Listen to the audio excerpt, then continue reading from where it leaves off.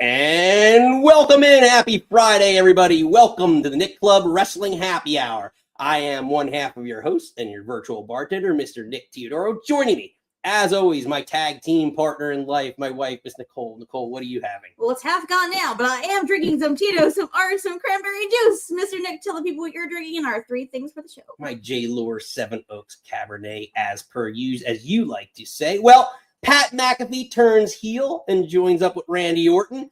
Oba Femi and Brock Lesnar cause chaos on Raw, and CM Punk drops another pipe bomb. We're reacting to the week in wrestling. It's Friday, April 10th, 2026. This is the Nick Club Wrestling Happy Hour. Wrestling has more than one royal family.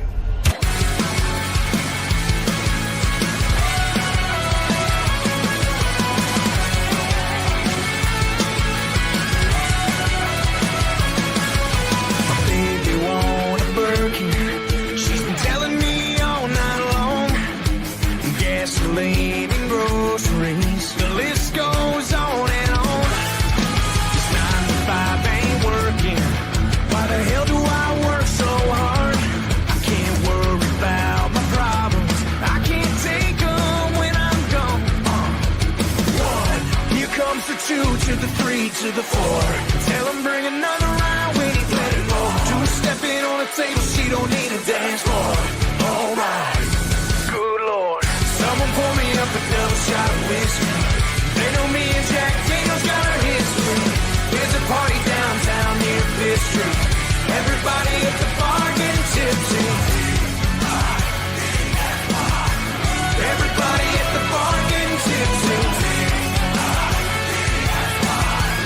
Everybody at the bar getting tipsy. And welcome back in, everybody. Happy Friday. If you're new here, smash the old like, the Samoan spike on the like, and subscribe. If you're a regular, you know we love having you. You know we got a few regulars in the chat. Steven? Oh, gosh. He's already starting. Yes, sorry for the late start, Kat. Sorry. We were working on some new technical stuff. So I think we got it worked out. After 15 minutes of panicking, it worked. Yeah. So I think that's kind of our MO, is to panic mode something and then it works out. It's now plugged in, Steven. Thank you. We're all in. We're here, my babies. We're doing Welcome it. in our regular friends from If We Had the Pencil, Matt. Hello. Matt Jackson. I think I see Sean. I see Mikey in here. Hello, Mikey. We got a big crowd tonight. Love it, Nikki, Love it. because there's a lot to get to on the show boy, tonight. yes. But first, some quick side detour on some show announcements. We got our tour coming up, taking the show on the road. Look at all those tour dates, Nikki. Oh, that's a side note conversation we have to have. About which ones? Yes. Well, we got some guest hosts. Steven going to be a guest host at 80s. I gotta stop doing that. 80s wrestling con. 80s baby. As we're in Parsippany, May 16th. Some fun dates with TCW. Nikki, I'm taking you to the Ocean County Fair in July. Oh, you're wanting me a stuffed animal? Mm-hmm. And then we're heading back to Beachcomber. We're gonna do it right this time. Are we gonna be here that Friday or down there that Friday? I just booked a hair appointment for that Friday. I might have to move it now. You might have to, yeah. The show comes first. The show. How dare you? Come on. Unbelievable. But look how good my hair looks. Any Look at boozers. this prima donna! Well, look at this prima donna! Yeah. But anyway. It hurts to look this good, babe. Right. But yes, a lot to cover this week. So this show, just to clarify, is going to be strictly WWE, because Sunday we are doing our AEW show. So the call-in live streams 5 Eastern. Mm-hmm. So we're we're previewing Dynasty, making all our predictions. Nikki, I got to take back the belt because you were the reigning champion. I am. That's exciting. Yeah.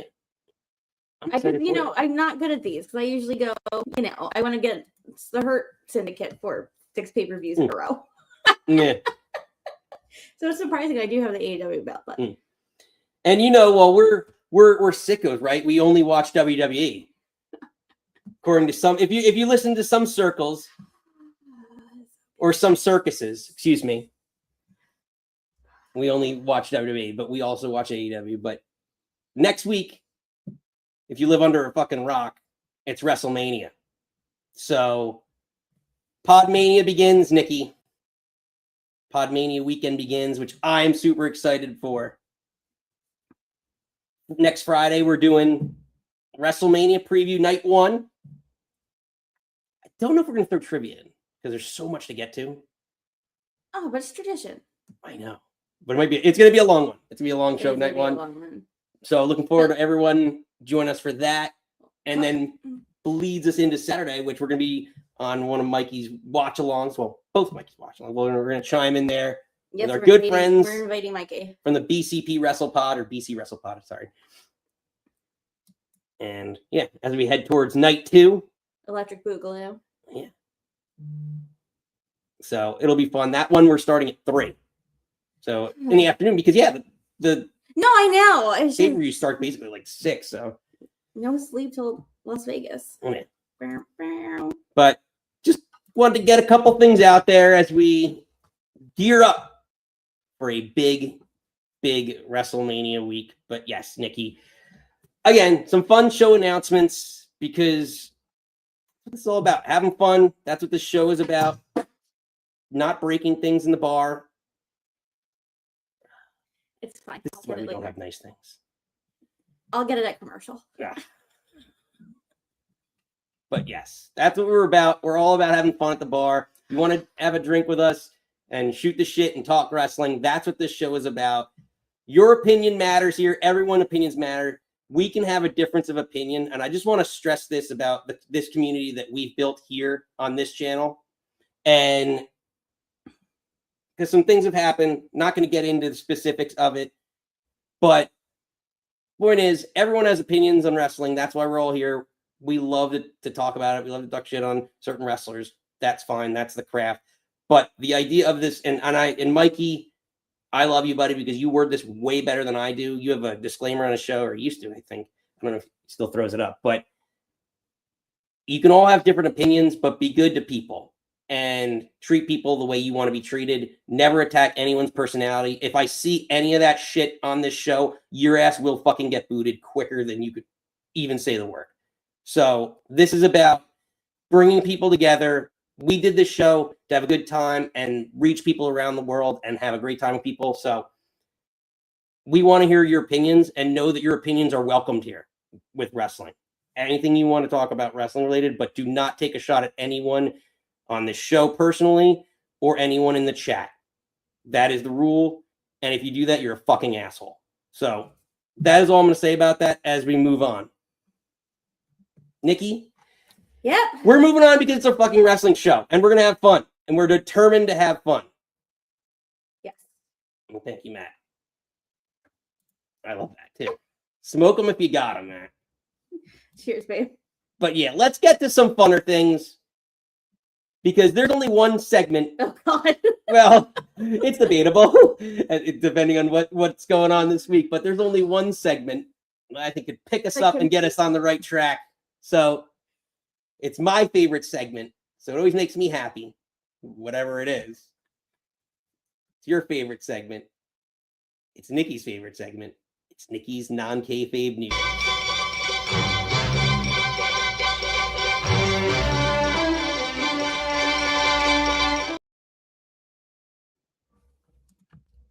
Nikki! Hi, my babies. Moving on. Yes, well, I'm not going to pick us up at all. Because I'm really sad pants about this. Kyle Fletcher is out with a meniscus. Oh, I said that right. Meniscus injury. Look at me, guys. Take that, speech impediment. He had to relinquish or vacate the belt, and it makes me so incredibly sad because I adore Kyle Fletcher, and he finally got his pink belt, and I wanted him to go on this beautiful run, but he's injured again. Not again, but now they're saying like the meniscus and like other injuries, and he's going to be out for a while. And I was like hoping maybe it'd be long enough for him to just like kind of keep it, or maybe do like have the Callis family maybe defend it. Like, wouldn't it be kind of cool if like Josh Alexander ran around with it for a little bit? To keep it in the family. I just there's 1,000 of them there. I'm just picking one of them. There's a million. But well, it's kind of shitty because now you think about like the Ciampa reign and all this stuff. I In know, hindsight, you're like, oh, it could have been so much more. I know. I don't want to instead of hot potatoing it, but again, you can't predict injuries and things like that. Yeah, But I have a lot. and of they feelings. wanted the moment in Australia, right? That's where Yes. So, but yeah, it is sad to see that he's out. Again, because I actually, and depending on how long he's out, still think there's a shot that he was going to be turning face and could be the next world champion to maybe dethrone MJF. So, to me, real interesting, sad timing, because I think he's the one that's Kyle Fletcher's about to ascend some, to main event status and be a world champion. But we'll see. I don't know what the timetable. Do you know offhand? With that? No, and it's interesting that it came out as meniscus, because usually like Tony Khan and AEW are very tight-lipped about like what's going on with their superstars. I guess they're not called superstars over there. But 3 to 6 months. I'm just Googling said 3 to 6 months. I think it's going to be obviously a significant amount of time if they are taking the belt off him. It makes me incredibly sad because I really, really like Kyle Fletcher. And I don't know, you keep seeing him turn face. I really like him as this like heel. I don't know, like him coming out in all pink and a pink belt, like it was like chef's kiss. I was here for it. Yeah, Cat agrees. Fletcher was getting that push. I know, yeah. and it's just like, ugh. I really do think that injury bug is just floating around. It makes me sad. Might be saying Jonathan Alexander was out. Oh, that's right. So yeah, so like, but there's a million people in that family though. You're very right, but again, like you have. But he is great as a heel too. I guess you couldn't, because then I'm thinking one day it's Hitchizero and like Lance Archer. Like they're not going to have the. I was just kind of picturing what they did in NXT when like Sol Ruka like had Zarya fight for her and then like lost the belt, and that could have turned into a thing. Like maybe they could have done something like that. But, yeah. We got to have a casino themed Who's-He Whatsy. But I'm going to save all that for me and Kat, which is sort of not lead in before our stuff. But that might be one of my venting points on the show up is that TNT picture over there. And is it cursed? We'll get to that. We're getting to that. That'll be the first one. But second thing I did want to hit on, we kind of debated back and forth on this, and like Reese, babe, I'm so glad you're in the chat. If to go into more depth, go and watch Reach's show from last night, because you went on a beautiful rant, and I know TNA used to mean a lot to you, but I think it's just crazy pants that news came out that like Carlos Silva pulled those matches because of partner conflict. It's like when that speech impediment coming back to slap me in the face. When Nick Nemeth and MJF, that match got announced, I was like, could we go? And like we thought about it, like, could we make it up there? That would be that's like a crazy match that I want you to see. Yeah. Oh yeah. You talked about it. You're like, do you want to go? I know, right after a big event, you're like, we can travel. Now I was like, well, now that we've done it, I was like, we should go. I was like, because Ziggy loves Ziggy. Nick, sorry. Again, Nick Club, you gotta support your Knicks. And I was like, oh, that's so great. And then it is announced that like that's pulled. And MJF has been on this beautiful tear, ripping Carlos Silva, ripping TNA, and just like you're taking money away from your talent. I'm better than you, and you know it. I'm better. Again, definitely. But yeah, no, I mean, deservedly so. Because honestly, at this point in time, like all those dream matches and things like that you'd love to see. It's sad because they're supposed to operate as an independent company, and they're basically WWE light. And I wrote this to Reese, like, I know, go back and watch Reese's thing. They're WWE light at this point because they're so associated with WWE to the point where it's almost like, I think to the same extent that kind of, well, no, a looser, much stronger bond than like New Japan has with AEW. But that's the point where they're essentially almost a feeder program to WWE or NXT at this point. So they're not gonna, with their partnership, which again is known, they're not gonna sacrifice that business wise. Is it shitty for us as the fans who want to see these dream matches that could happen? Yeah, it is. But then again, they are understandably so, and this is something that I know everyone here knows that I argue about. It's a business. You have to make money and you have to protect your investment. and you're adding injury risk to your talent to these shows, depending on what you're trying to do. And I did it booed. but you are. It's a business. You have to run it the right way. And my job is to get TNA over. And however I'm going to get TNA over with Nick Nemeth. I mean, MJF's not a TNA talent. So to me, if I'm not going to make money off of it, it's not going to help me grow. Then as a businessman, it's shitty to say that's what they're doing. Now, you could argue, that you need to give back to the business territory-wise, right? Like that old school mentality. I get where you're coming from with that. But to the same extent, they do have a right to protect their own investments. And how many times do you see like these guys that are wrestling, like Will Ospreay? If he wasn't wrestling like all over the place, would he have, for how many years? Like, is that wear and tear, that neck injury that he had? Like how much more could he have saved by not, taking all these extra dates? Now he's making more, but that's again, I feel like they were able to do stuff before, and now he was all butthurt about AEW going on Thursday, but they were prevented. Like it was WB's call because March Madness, and I think Mikey and Reese are saying in the chat, I think the Ricochet Leon Slater match, I feel like that would have been such a good match, and I think maybe that's the thing. Like I think Ricochet would have put him over. I think Ricochet's character at this point could have totally put him over. And again, Leon Slater's such a young kid. For him, he should be out getting that experience. And I get what you're saying. Like as a business, you're protecting your talent, but you're also stifling your talent and taking money out of their pocket. And like Mikey said, it was a memorial show. True. No. Well, so it's kind of like feels ick all around. Right. So Kat made a good counterpoint, and I just want to address this. So I love it. Again, MJ, she's Nick Nemeth versus MJF could have brought eyes to TNA. They may not have heard. Fair, very, very fair point. But here's my counter to that. You bring eyes to TNA. Are you're really carrying over from an independent event to say that like it's a tough stretch. The momentum to me.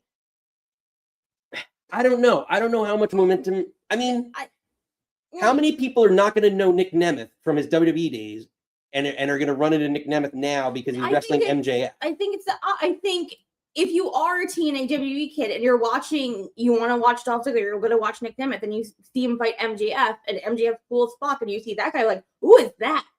Because I remember I didn't really know. I blips and blops of MJF, but like seeing him on All In, that first show, it was just like, who is that guy? And then like been immediately obsessed with him ever since. But it's just like could have like. That's a fair point. No, I'll give it to you. I'll give you the point. Like, yeah, you could bring new eyes to the product. So that's fair. I'll acknowledge good points when they're said in an eloquent way, and you make a valid point. I acknowledge it. Again, I say this on our show. I say it with Kat. All the boats, all the ships. Like you should be able to, if one thing does well, because also Moose was pulled off that Maple Leaf show. So it's just like, I don't know. I'm excited that new things pop up, and I'm, all the indies out there. Like, again, we support TCW, our local New Jersey. It's like all the boats, all the ship. People working together is just going to be better for the wrestling community, and we need a lot of good, better vibes around. So, but the risks are real. You do get it is, and actually, like Nick Nemeth can snap his leg. Knock on wood, it's never going to happen. But accidents happen all the time. Like that's what took out Fletcher's, and Mark Davis was doing the German or whatever they were doing, the suplex, and then like they hit each other. So like now he's out. It's like stuff can happen. You can get hit by a bus tomorrow. Yeah, no. But it just, I don't know. It makes me sad. I want all the communities to work better together. But I do think the cross promotion brings eyes. How can it not? And you're just like butthurt about a thing. I don't know. I feel like we've gone way too long about this, but I just wanted to bring it up. And again, Reese does a better job of explaining this than I. Reese does a very good job. So do we. So we got to have our opinions too. So it's always fun. Put a bow on it. Put a bow on it. Hit my music.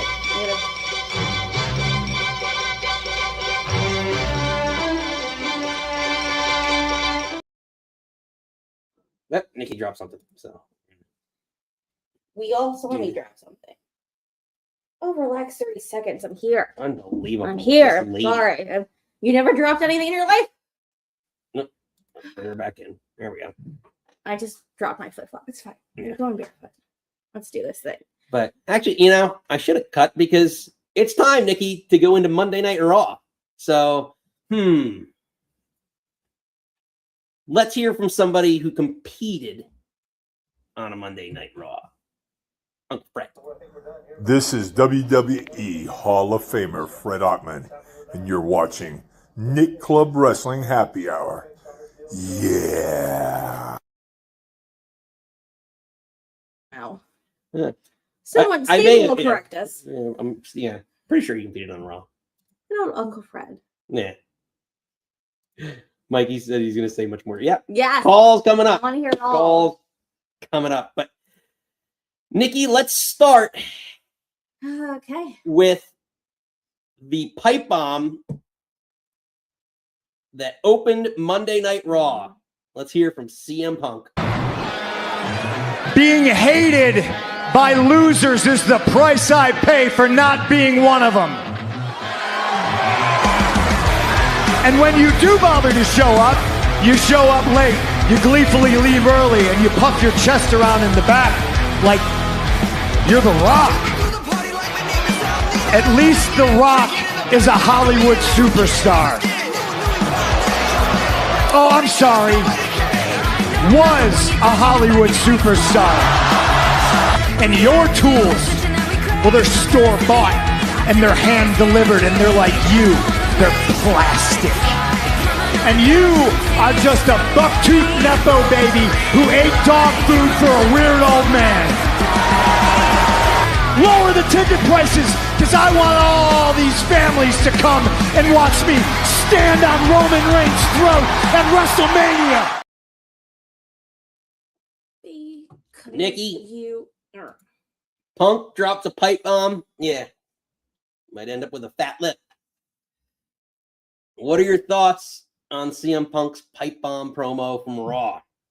Are they going to lower the ticket prices? That's actually, I'm going to run that up the poll. Didn't they? Or what? It's still super high. I don't know. I was fine with this promo. I like certain bits of it. Sometimes I feel like maybe he could have cut a little bit. I did like that he was just like, you're plastic and then you're on Jimmy Fallon because you're safe and you're boring and you're plastic. I did love that. Anytime you call someone plastic, it's a great line. I know, and just the way he's like said it and when he like stared down the camera, and I think that's sort of just like, again, I know I get the hullabaloo about Roman Reigns. Again, I said this all the time, not my god.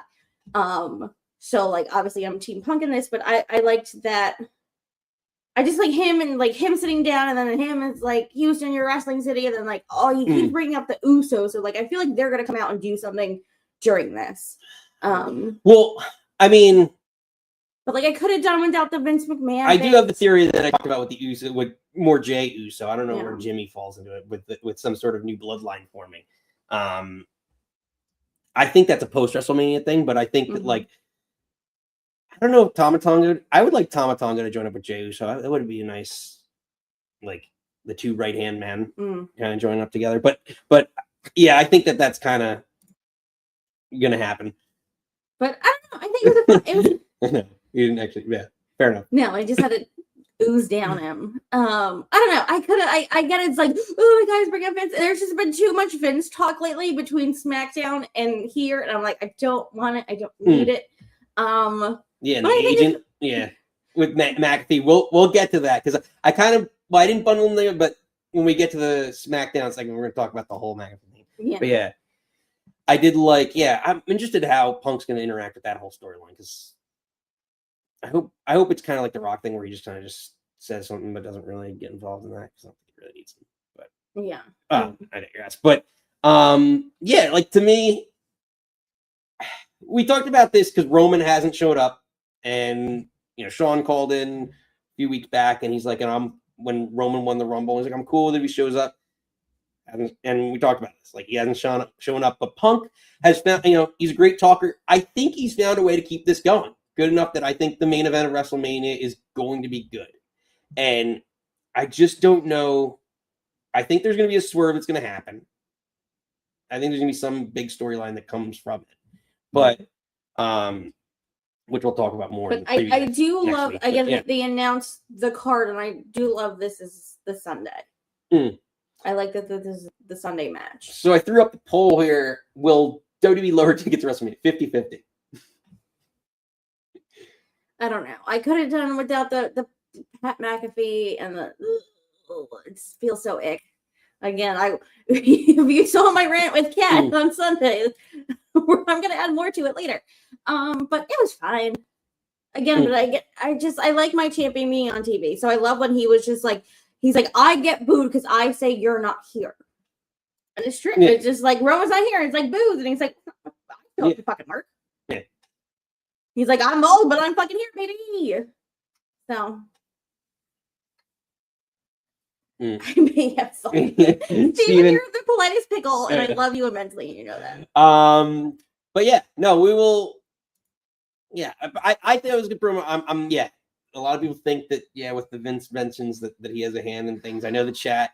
But wasn't he's gonna induct Stephanie on Friday, and I'm gonna lose my bananas. Oh my god! But the Janelle Grant stuff, is interesting, but I'm not sure. Next Friday's gonna be a marathon. It is, but we'll see. We got a lot to get to. But skipping through some of the mid card of Raw, we'll call it here. Nikki, I'll give you your choice of the next real quick. Anything with the Vision IShowSpeed, or do you want to talk Demon Finn? I don't. No, I don't need to talk about IShowSpeed. They're gonna have a 6-man tag. I don't. Needs a win. That poor sweet little baby needs something. Again, I think I don't. The celebrity involvement. IShowSpeed really doesn't bother me too much, and neither does Lil Yachty. But I just feel like he plays to it so much. He's like curse, and then he's like, are there? Well, that's a great question. Like this dumb celebrity that just like I feel like he knows he's not supposed to be there, and then kind of just like plays up to it. Like again, I don't really want to see him there. He doesn't need to be there. This could just should have been the tag match. But at least does this get LA Knight on the card, which is sad that he's feuding with IShowSpeed to get him on the Mania card. I'm gonna throw in the poll. Is there too many celebrities? You gotta leave that picture up for Kat for a little bit. Gotcha, girl. I don't know. It's just I don't really. What's Kat's? What's your shirtless theory? I don't know. Is it a very, dare I say, we're delayed on our. But yeah, I don't know what her shirtless theory is. Oh, baby. I show shit. I mean, I feel like the SmackDowns going on between Jelly Roll and Pat McAfee are more offensive than IShowSpeed. Again, you're putting, because this match is going to be on Saturday. Oh, God. No, Steven said Kenny's going to get jealous of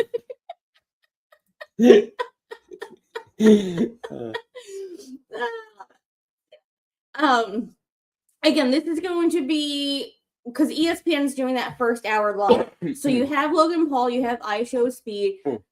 Their fans are magically gonna, watch WrestleMania and like, oh, IShowSpeed's gonna be there, so let me spend a bajillion dollars to go to WrestleMania because IShowSpeed's in a match. Get out of here. And they're doing. Oh, I got the press release. They're doing WWE weddings. Oh yeah, the Miz. Could you imagine if the Miz married us? I made a play for Justin Roberts. Yes, but we talked to him in the airport. He was lovely. Yeah, he's a great guy. But can you imagine? I mean, like we only had 2 little nods. I guess 3, 4. Well, he's his speech. Anyway, I digress. But yeah, you can have a Miz officiate your wedding. But skipping over that. Yeah, it's whatever. Do you want to talk about? Now it looks like we're gonna see Finn, and I guess my question, real quickly. By the way, the chat says 83% says too many celebrities at WrestleMania this year. Yes, I think we could all hold hands and say that together. But the next poll I'm gonna actually throw up there is actually just about the Demon Finn. We're gonna see it it's already kind of it's been announced, and then he cuts the promo where we as fans know what's about to happen. No. But should Demon Finn have been a surprise at WrestleMania? Yes. I loved the promo. I love that you awoke on something and then like he's coming out and he's coming to get you. And they zoom in and you can just see like the paint or the whatever is coming underneath his eye. And I was like, they should have just edited at that. We all knew that the Demon King was why put up a graphic as him as the old demon? Because I'm assuming he's going to come out in super cool paint and have a cool headdress and do something because he always has these cool, colorful, amazing costumes even before WWE. It's going to take him hours to do that. We had a guy, and NXT had a guy. And again, he has a guy. Everyone's got a mechanic. Everyone's got a guy. I just feel like they didn't need to do. What killed me is them doing the graphic. It was like it's the Demon King, and I was like, oh, that would have been nice if it was a little nod, wink, wink. Like if you know, you know. And if you are a black and gold kid like I was, like Matt's saying, 99% chance the demon was coming, but that 1% of doubt makes the story better. Yeah, and Ed, I love got a guy. Ed's definitely. I'm sure I got a can guy. just picture the way that Ed said that, and I just hear Ed's voice in my head. It's like I got a guy, and I love it. Ed's in your head. That's always In your head. I just wish it was like a little nod and a wink. Like again, like what Matt was saying, like we knew it was coming. You just didn't have to do a show graphic. Yeah. But I'm excited about this. I am very excited about the Dom. I just love even the promo. I don't know if we really talked about it last week when it was just like him saying like he brought him into the Judgment Day. He made him dirty Dom and like it was a stepdad and now he's got to destroy what he made. Like it's no, I just feel like it hasn't gotten a lot of airtime. But again, I feel like this is one of the matches has a lot of background, a lot of story to it, and both of them can go. So I'm very excited about that match. Yeah, it's gonna be I hope it's as Jackson starts stirring, he's probably gonna suicide dive down the stairs. Which if it gets you hear a loud noise, you're like just Jackson, gonna see my face looking this way and the dog falling down the stairs. So I might have to have a drop ready or something. Who knows? Anywho. But like again, and it should be make it at nighttime. It's not gonna be it's gonna be outdoors, so like make it after the sun goes down. You have to have Demon Finn in all his glory, coming out with the smoke and lights, everything else. That's what I want to say. Because it really killed like when Undertaker came out during the day, when Bray Wyatt came out during the day, even though it was stupid as shit. The 32. When Triple H came out as the Terminator and had all the little Terminator guys. It was like the daylight, so it was gonna look stupid regardless, but it looked even worse during the day. Bray Wyatt's Scarecrow. The Scarecrow would have looked so cool if it was like just like a little more like, or just like macabre. That's the term. Macabre. But like, or even like not maybe completely dark, but just when the sun is setting, you have like the purples and the oranges and like the darker like that would have been 31. Thank you, Chester. Thank you. Well done. But I agree with you. I hope as more people are coming into the chat here, smash the old like if you haven't already. Hey, Nikki? It's been a while. It's been the Samoan spike on the like.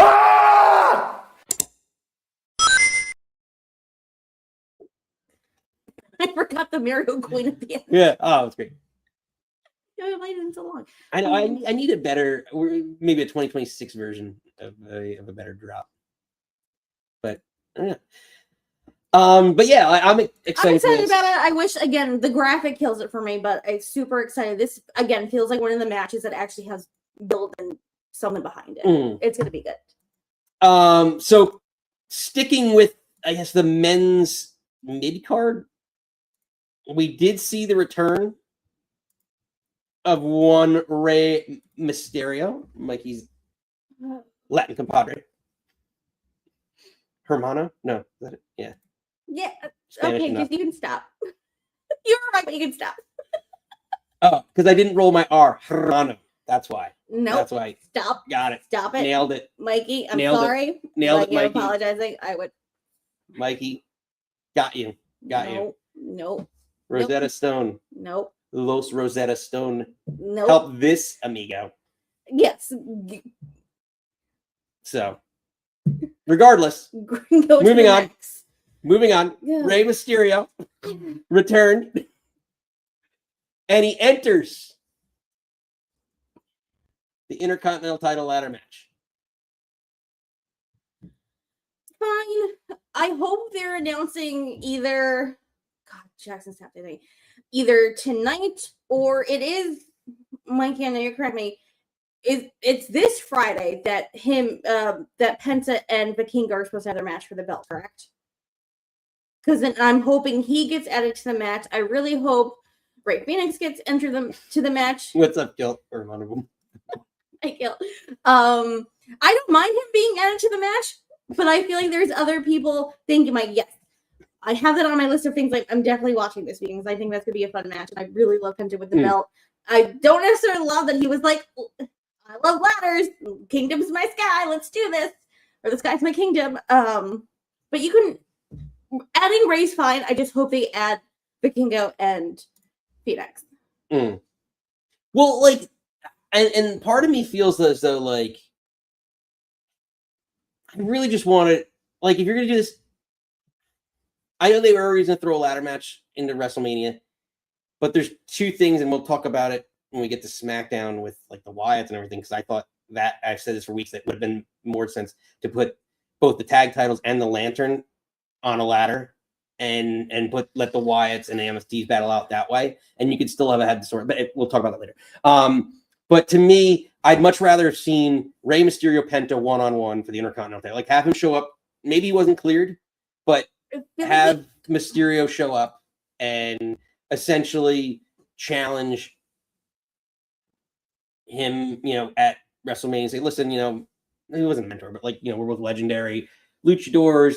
This is a dream match that everyone wants to see. You can play it as a one-off, even with a small build like that, which is, you know, something I know we talk about builds a lot. I think that's a match that you could get away with a shorter build because everyone knows Rey Mysterio in WWE. Penta's built himself up in the last, he's been there, at least a year now in WWE. So, you know, but here, what I'm also thinking is maybe Ray wants to save his, I want to say last, but like probably only has a couple left of one-on-ones. And I think, again, I'm glad it wasn't him, Gunther. It needs to be him and Dom, whether it isn't, maybe it's not Mania, maybe is it in Mexico, but like maybe they're saving him not wanting to do a one-on-one match because I think that match needs to be him and Dom.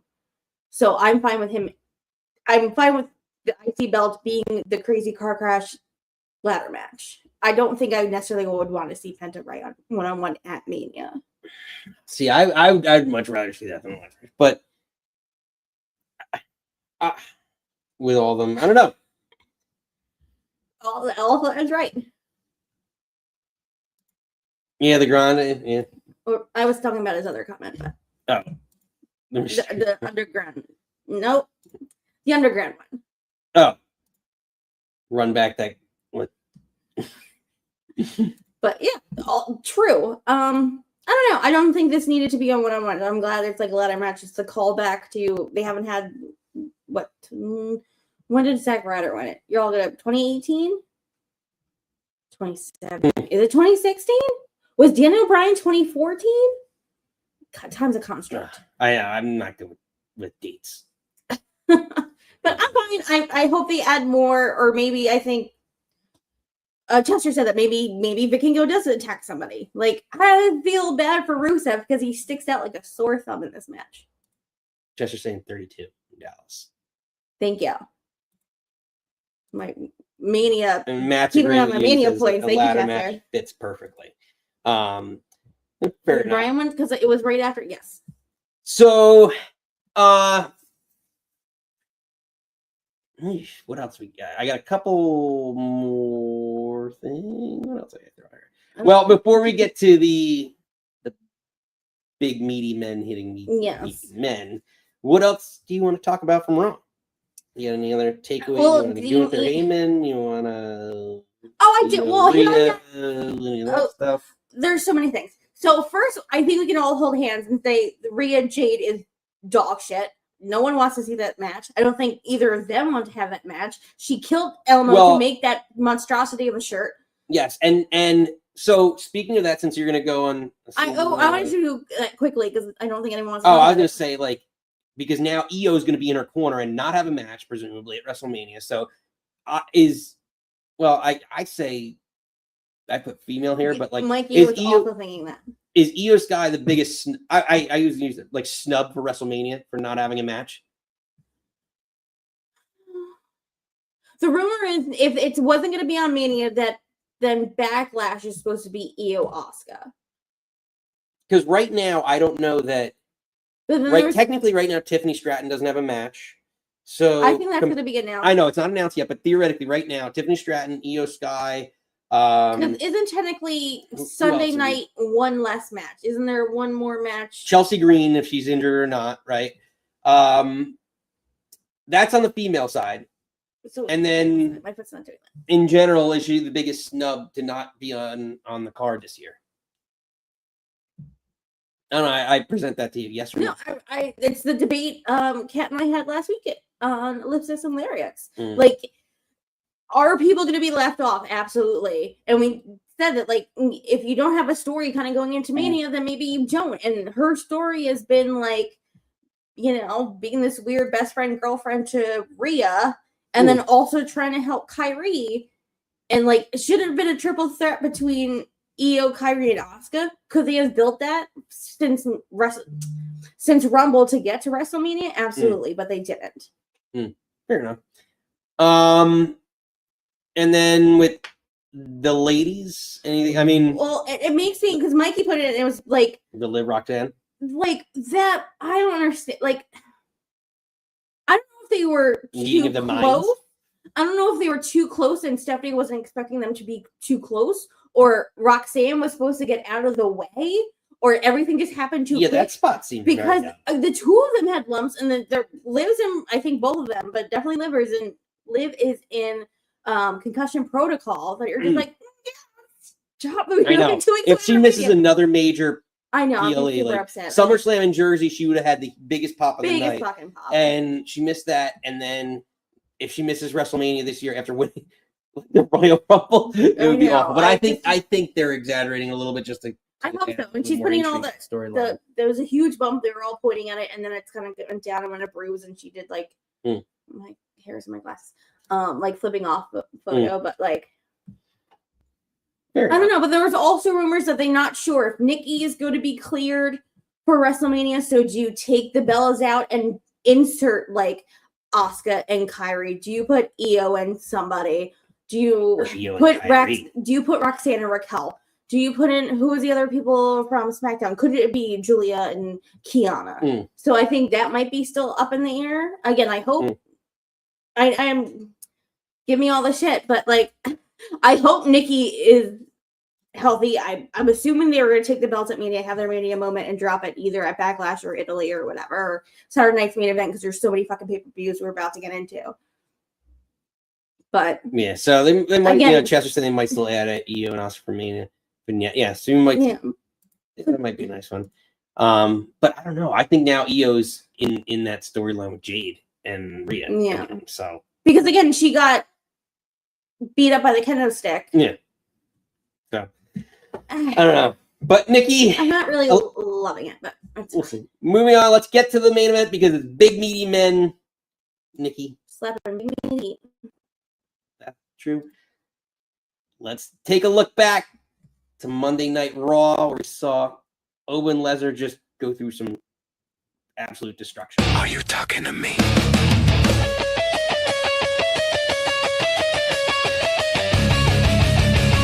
No way, punk.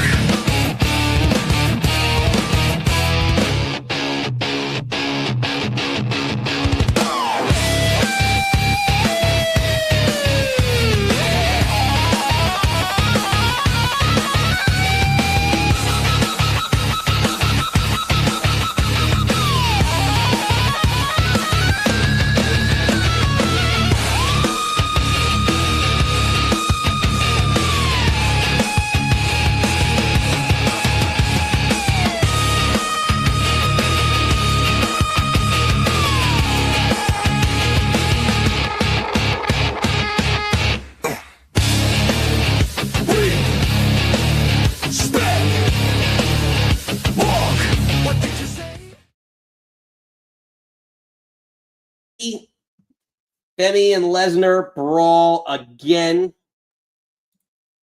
I really wish they showed, because it's like we went off air and I guess they ran out of time because everyone's shooting from the hip. But like Lesnar threw the steps into the ring and then like Oba sort of like stumbled over them or tried to like move. It was weird. But because now this is. Are you into this? I'm into this. It's a lot. I'm nervous about it. I want to be. Again, we talked about it here. We talked about it with Kat. Like, if Lesnar is in, which I think he is from the first outing, it's going to be good. Again, when as much as I'm not a fan of him, when he's dialed in and wants to do good, it's good. And I feel I'm very torn about who's going to win. I'm not sure who's going to win. I think who should win. Again, they're opening night 1 or no? I'm sorry, night 2. Right? Because opening night 2 on ESPN. Right? Because they want to have Brock Lesnar, and then he's singing also another big guy, big meaty meat, sells meaty meats. I'm here for it. I'm optimistic about it. I want to be excited about this. Again, them brawling and like Lesnar not necessarily always standing on top. Like it does that because I'm like, now touch the belt if you're standing, tall on the go home, show them that stuff. But I don't know. I think I'm maybe looking forward to this match more than I thought I would. Yeah, and they had to have Triple H get involved. And he points at the WrestleMania sign, which is funny because I almost took the picture and I'm like, now Triple H getting involved and he's challenging Oba Femi for a match. But like, yeah, it's excessive. Adam Pearce is looking like an absolute bitch. I love Adam Pearce, but like again, like we didn't need Stephanie last week. We don't need Triple H in this. I also said that last week. Like, since when does Brock Lesnar listen to Triple H? I'm like, I don't. Reese's saying to make it a night 1 main event. Yeah, but I wouldn't mind it, but yeah. I think maybe you couldn't. I guess now he's supposed to retire and SummerSlam with Gunther. I don't know. It's like you could always run it back, but yeah, I don't know if we'll get Matt's like ESPN wants. Yeah, ESPN wants Brock Lesnar on their team. Even though or is that the one where we're going through ESPN? You have to buy ESPN to get the pay-per-view. No, we have because you had to get. But I mean, you do get a lot. Anything. They're all, you know what they're all about. Here comes the money. Here we go. Here comes the money.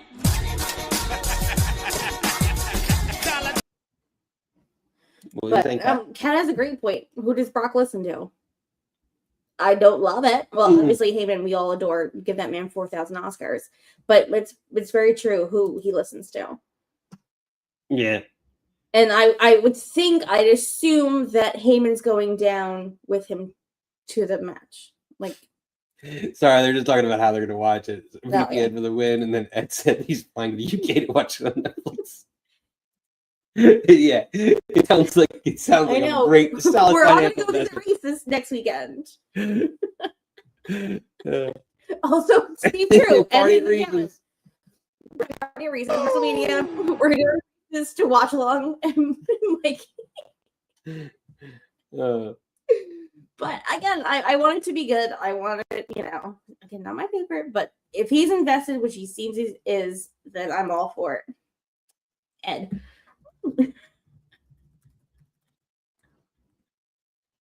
Yeah, I know Ed loves it. But Nikki, let's put a quick bow on Raw here, as that book ended Raw. So moving to the SmackDown, and let's hear from someone who competed in a lot of SmackDowns, former world champion, friend of the show, Big E. This is former WWE champion Big E, and you're watching the Nick Club Wrestling Happy Hour.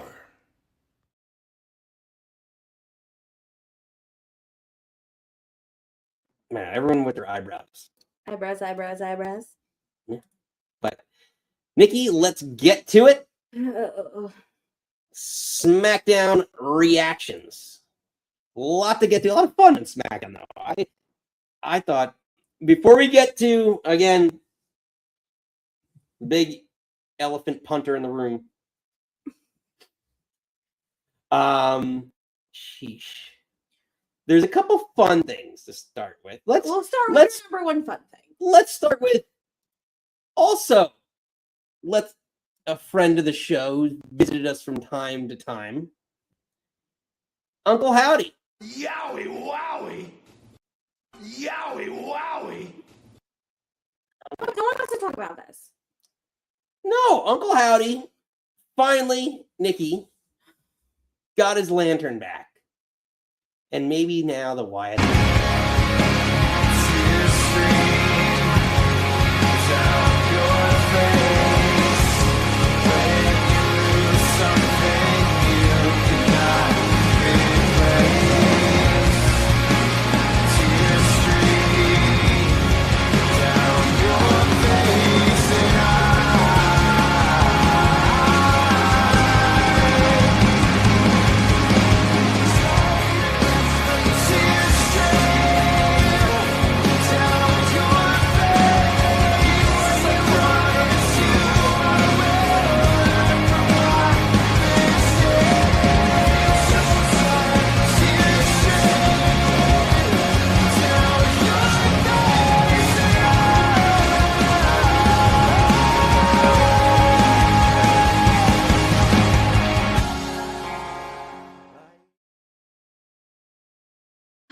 Nikki, the lights will guide him home. I know. I love that. That was very beautiful. You putting this together. I think we've been going since October, and I don't. He didn't win it. It was Tama taking it away from Solo, and Solo just kind of let him, and they gave it to him, and he like hugged it, like he like. Well, no, he won it. He won the match. It was for the lantern. He won the match, but he didn't want to give it back. Solo didn't want to give it back, and essentially. To me, it feels like Lex Luger getting hoisted and getting balloons. It feels like it didn't proper win it. I love we had so much fun with the Wyatt Six coming back and all the WWE shit that was getting like flooding our channel, and it was super fun. This just feels super sad. No one gives a shit about this, and I know you love the Wyatt Six, but I feel like we all love Bray and we all want this to be good, and it hasn't. And I feel like the MFTs are boring as fuck. Tama needs to get away from them. I want him to run away with Shinsuke Nakamura. She's like, I don't. So you mentioned that. So I want to discuss that real quickly. What is next? Because it seems like now the timing of it is interesting because now there's friction. There's been friction between Tama and Solo. Are the MFTs breaking up? Mikey is really, you kind of mentioned it. He wants to see Tama Tonga and Nakamura team up. That'd be an interesting. Yeah. I didn't necessarily see that coming. They've been backstage. I know they've been talking, weeks. but I thought they've been feuding more so because they're going to be the feuding of the U.S. belt or in that picture. No, I want them to be best friends.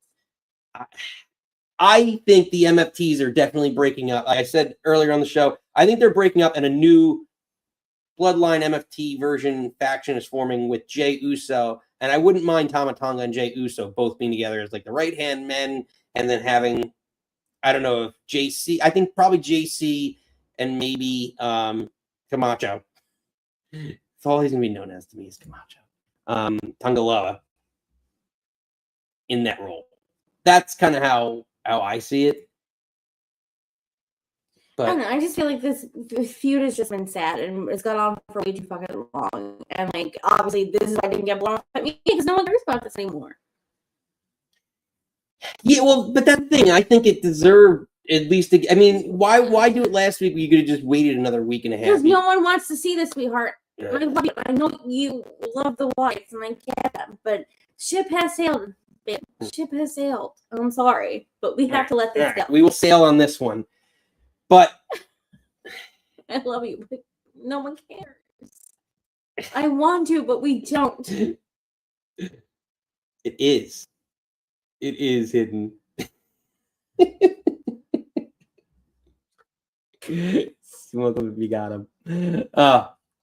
But Nikki, from SmackDown, other than the fun little things I talked to you about, what else do you got from SmackDown?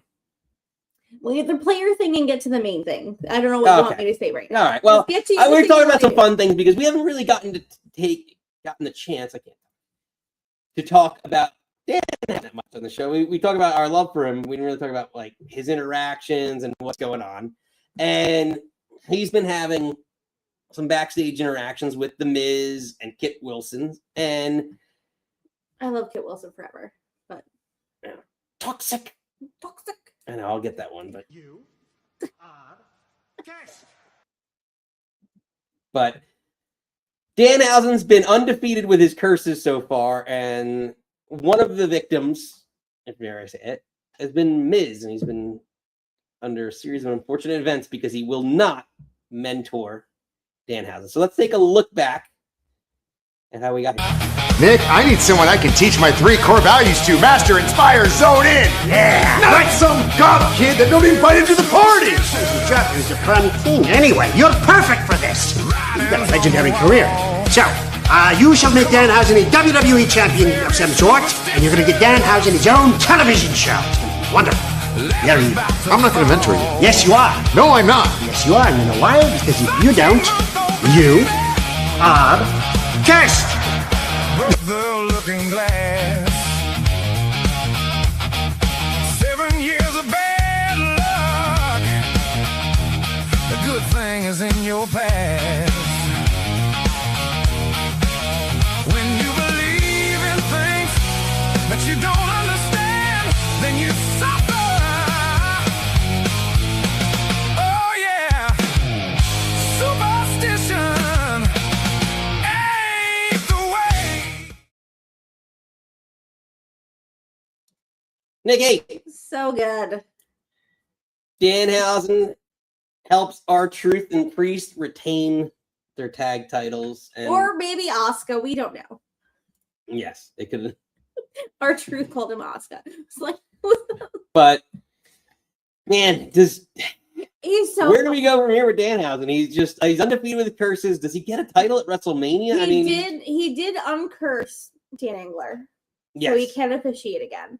And then he also said Dan Engler said once being uncursed, he feels even luckier. And apparently, there's also rumors that they're trying to get Danhausen at the Sphere in Vegas for WrestleMania. Mm. I mean, like, he hasn't done anything, and is like his meet and greets got sold out, his shirts are sold out, the views that he's getting with him running around. Do they still call it Titan Towers or WWE headquarters? Like he was running around there, still a slammy. Him giving a slammy speech was hysterical.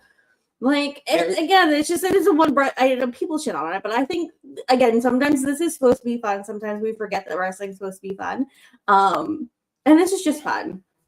He's just been so fun. And like, I don't know why Tony Khan didn't really capitalize on this, but like, I think Kat and I and Reese, we talked about this. Like, he just, oh my God, this fits so much more in WWE than he did in AEW. Mm. Oh, yeah. All the human monies. Chester saying, what if Danhausen versus Oh my God. That's what I want. I want to see Danhausen and Cena do with it, interact. Yeah. That would be a fun, yeah. Oh, I meant to, because you were saying the Miz is like master inspires zone in, and he tweeted something that was like manipulate whatever the eye was in Zorp, which had me hysterical. Why was the eye? I don't remember, but like he's just so like his social media game is hysterical. He's just fun. Again, it's supposed to be fun. Yeah, you know, exactly. That's what wrestling is all about. So we'll see. But again, just a fun part of SmackDown and Raw. I mean, he's on both shows because why not? He's not wrestling. You just I pop just up, wish do a couple I know things like and how like keep us all entertained. Reese and all you kids over there, like they get to see like we get a commercial and you get to see Danhausen play with like a t-shirt launcher. I'm like, give me that. I don't need to see a flippin' Geico commercial. So we have to watch them on social media the next day, but I don't know. No. It's fun times. But Nikki, social media has been buzzing because let's get to it. The main event. We need to know why? Because Pat McAfee, Nikki, of all people, Pat McAfee turned to the WWE, and he's unhappy with the way things are going. He turns out to be the mystery caller, and he's not happy with the way business has been running. So let's hear a little bit from McAfee from last week. I'm gonna make it bend and break. Say a prayer, but let the good times roll. In case God doesn't show. Let the good times roll. Let and I was asked when I was going to return to the WWE, and I said that I thought the business had passed me by. This business that I loved since I was a kid, I could no longer watch. I thought it was absolute shit. Cody, I'm the one on the phone telling Randy Orton he needs to kill everything. It's because the business that you're leading is terrible, and he is gonna save the business.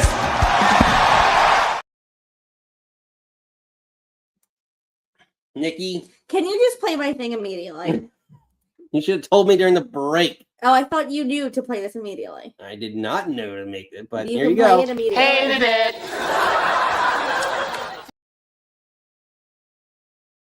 Watch mine and get my podcast lipsticks and hilarious because I go on a rant. I think the reason how many times I said the F word because F all of this. You want to bring Pat McAfee in because he draws eyes. You could have just had him as the special guest commentary with Michael Cole, and they can, jerk each other off over there. Or circle jerk in the back, like he said, whatever. Like, you didn't need to insert him here to get eyes on WrestleMania. If you were like, oh, Pat McAfee's about Mania, he would have done that no matter where you put him. Why are you putting him in this main event storyline that has 20 years of history? Don't say this is kids for the Attitude Era. Last time I heard the what chant, not Attitude Era. Randy Orton, not Attitude Era. Why are you saying this? The 2 5'5" guys doing a 45-minute Iron Man match. 1, not a thing. 2, that's never happened. Like, what are you talking about? And if you're inserting him to be a heel, to get heel heat on Randy, like, not working. Everything about this is just so manufactured, fake, taking punk word plastic. This is just so goddamn stupid. Well, you use the term stupid. plastic, and what happens to plastic? It gets recycled. And this is exactly what this is. This storyline, the kick in the nuts, is last year's John Cena storyline. And if I remember it as recently as last year, that's fucking bad because I have a terrible memory. And like we talk about dates and things like that, and like it's so recent, you're rehashing last year's storyline for no reason. And to me, it's also true. Yes. And like to me, it was extra. I get, I understand like why everyone's upset because I am too. You had this build up that it could have been like maybe Ted DiBiase Jr. or another wrestler that had history. Like who the hell knows? It could have been Ricky Starks, a friend of Cody Rhodes. Like, he kept saying it's for the business. I'm like, Pat McAfee, stop saying word business. Yeah. You don't. And again, he was a commentator, so all of a sudden a commentator turns heel to tell Randy Orton who the fuck he is. I'm pretty sure Randy Orton knows who the fuck he is. Like, everything about this is dumb. Yeah. Chester's chiming in. He said he lied because he said he would never be back in WWE. Now he's ruining a WWE championship build with no story, which is sad. All we need was a legacy story between Cody, Randy, not McAfee. I agree. And the only thing is, when he came out and did that interview, and I heard about that, because I don't know, Nick, if you heard about it when it first came out, I was like, business doesn't need me. I had a feeling, I was like, he's coming back. Like, he said the business passed him by. Yeah, like I just knew that something was up. And with all and you could argue TKO, ESPN, all that influence, they want some sort of mainstream, ESPN sports crossover name to do that. And it's sad because you have guys like literally like Joe Tessitore goes on there. He's an announcer that everyone knows in ESPN. Like he's well known, well respected. You could have him go on. Seth Rollins is on like Good Morning Football and all these shows like on ESPN, things like that. You can do the crossovers that way. You don't need the extra. And now we talked about it earlier with all the celebrity involvement in wrestling going on right now. We did the poll earlier. Like everyone seems to be unanimously agreed on that. So it was extra. It was a big letdown on the reveal. Jump. And I think, I'm going to keep talking because I want to run up. Sorry, but like keep going. I want to run up the poll. I didn't mind McAfee. He had the thing with Adam Cole. He did the thing in NXT. I didn't mind when he got stunned by Stone, because I really love that. Again, we're millennials, and I'm going to send memes and gifts to the day I die. When he's like when he got stunned and he's laying in front of the announce table and just like pouring beer in his mouth, and he's like, "This is how my week is going," like forever. And then when he first came in with Michael Cole and doing commentary, and he didn't care, it was loosey-goosey. He loosened up Michael Cole. Love that. Then he came back and he was just like, eating is coming. Isn't it funny? We'll eat brawl. It's just like, then it got like, then you're clearly not watching the product. You weren't bringing anything to it. So like, all right, let's move on. I love Corey Graves. Corey Graves can be the play-by or the color to anybody's play-by-play. Like, I love Cole and Barrett when they do pay-per-views together. Like, we don't need him. We don't need him here. Again, you could have had him you could have had him co-host with John Cena, and he would have blew the shit out of it. He didn't need to be inserted to tell Randy Orton who the fuck he is. Fair point. He doesn't have as much question, but he is fun. He's fun though. Like, he's a lot. He's a personality and he's respectable. And like, I think the wrestlers could do the crossover. I don't. You need to watch Holy Moly. Oh, it was great. Like mini golf. It is the great Joe show. Tessitore and what's his face? Oh, it's gonna escape my brain. Rob Riggle. Yes. Robert, So Joe Tessitore and Rob Riggle commentate a crazy miniature golf tournament, and there's like 3 or 4 seasons of it, and it's so fucking funny. But I digress. But I know he's not he seems a little, sometimes I don't think he gives a gravitas to certain things, but I like him better than what Vikram, whatever, and the other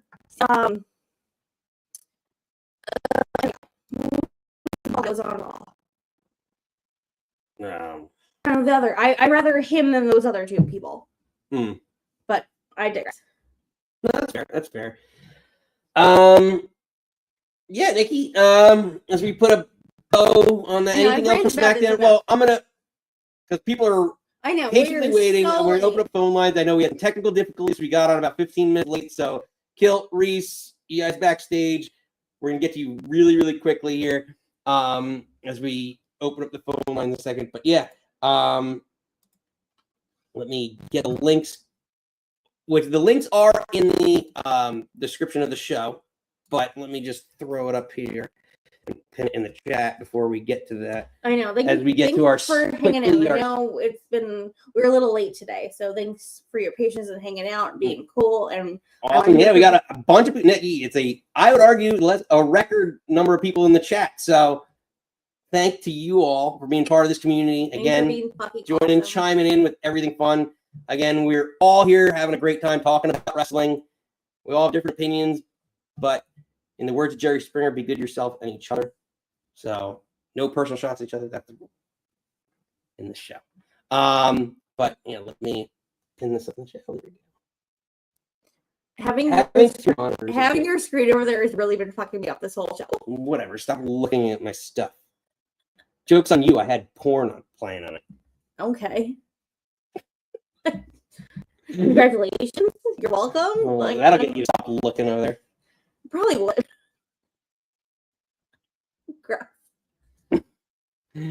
So, all right, Nikki. Before we get to it, let's just a quick opinion. First, he's debuting tonight on SmackDown.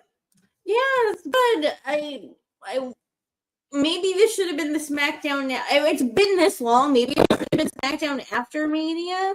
But like, get the guy on TV. I think he has so much potential, and it's crazy because I know he's like 41, 40. But he has such like a baby face to me, and just like I love like the when he like his lip up. I squash match. Give him Kit. Give him. I love Kit. Give him someone to have him squash. Yeah. Now, is it coincidence that Dynasty's this weekend? Because normally you have debuts after WrestleMania, like not before, the week before. I've had enough of it this week. I'm sick of tribalism. All the boats, all the ship has always been my fucking mantra.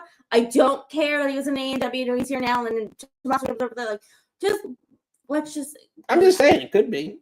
It probably is, but it's stupid. I don't want to go there. All the boats, all the ships, and what everyone should do. I'm not even saying it's a shot. I'm just saying just know to right. Like, all right, maybe. He would have been on the Dynasty card anyway. Samoa Joe's off TV, so what the fuck is Hook doing? I don't know.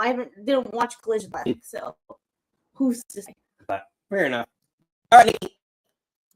it's that time because the lines are a brewing and busy. So I need you to be Gordo Bunny and do me a favor and hit that snare.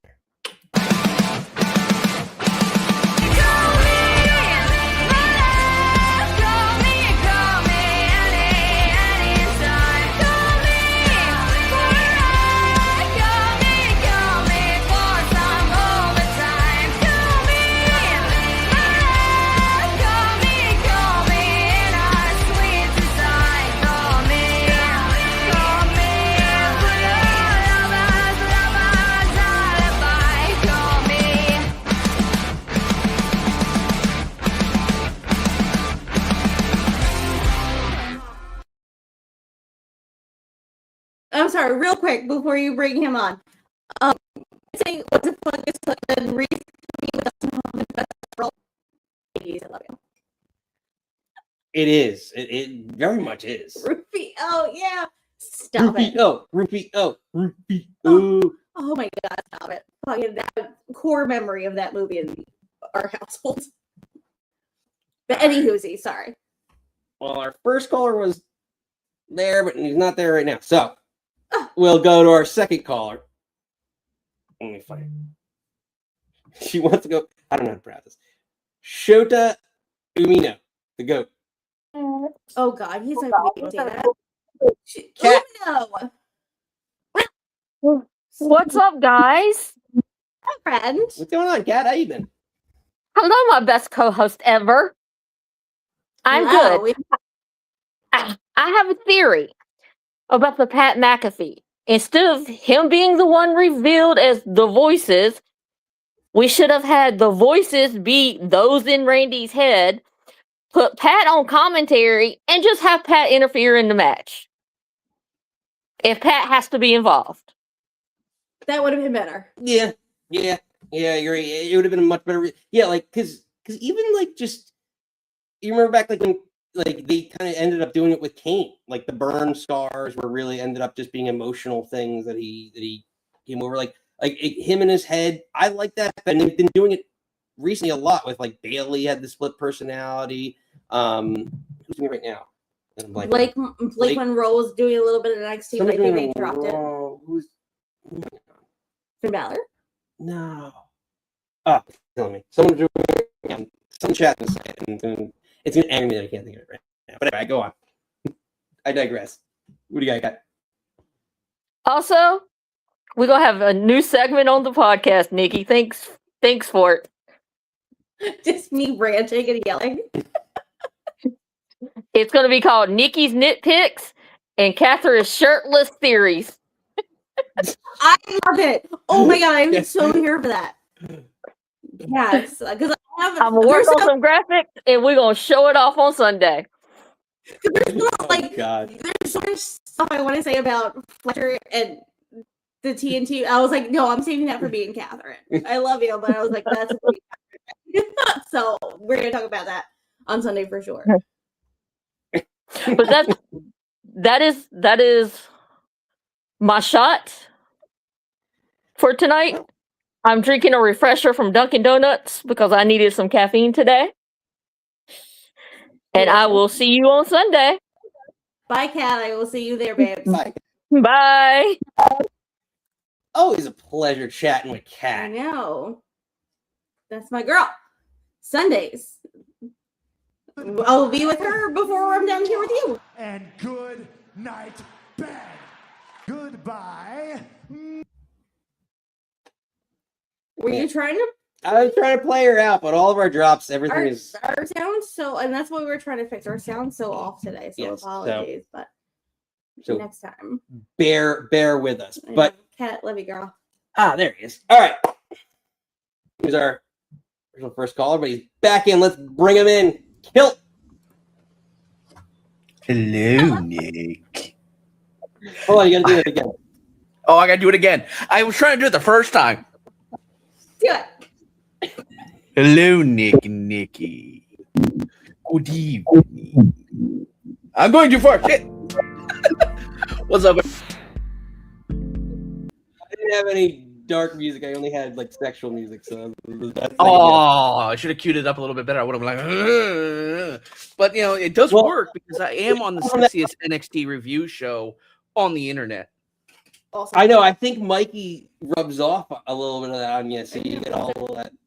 No comment on the rubbing.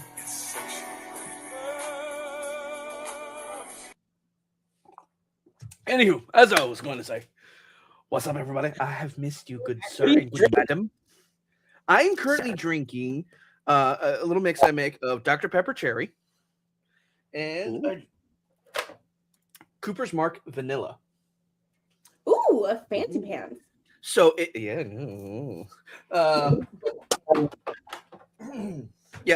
like the mix because Cooper's Mark is actually very smooth. I love their vanilla. It's really, really good. When I mix it with, so far, this is the best mix I have, is Dr. Pepper Cherry, and it just tastes amazing.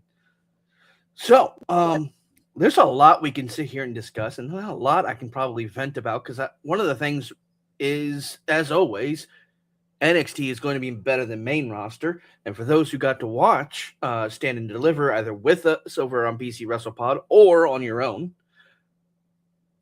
we literally proved it just on that Saturday. Like, NXT so far has had 0 bad PLEs by comparison to main roster, and I'm really upset that now that the really good teams are on main roster, like Trick and Oba Femi and Javon, because our boy that's bouncy is great. And I do want to talk about that for a minute. Rey Mysterio coming back for that ladder match is an amazing opportunity. It's an amazing moment.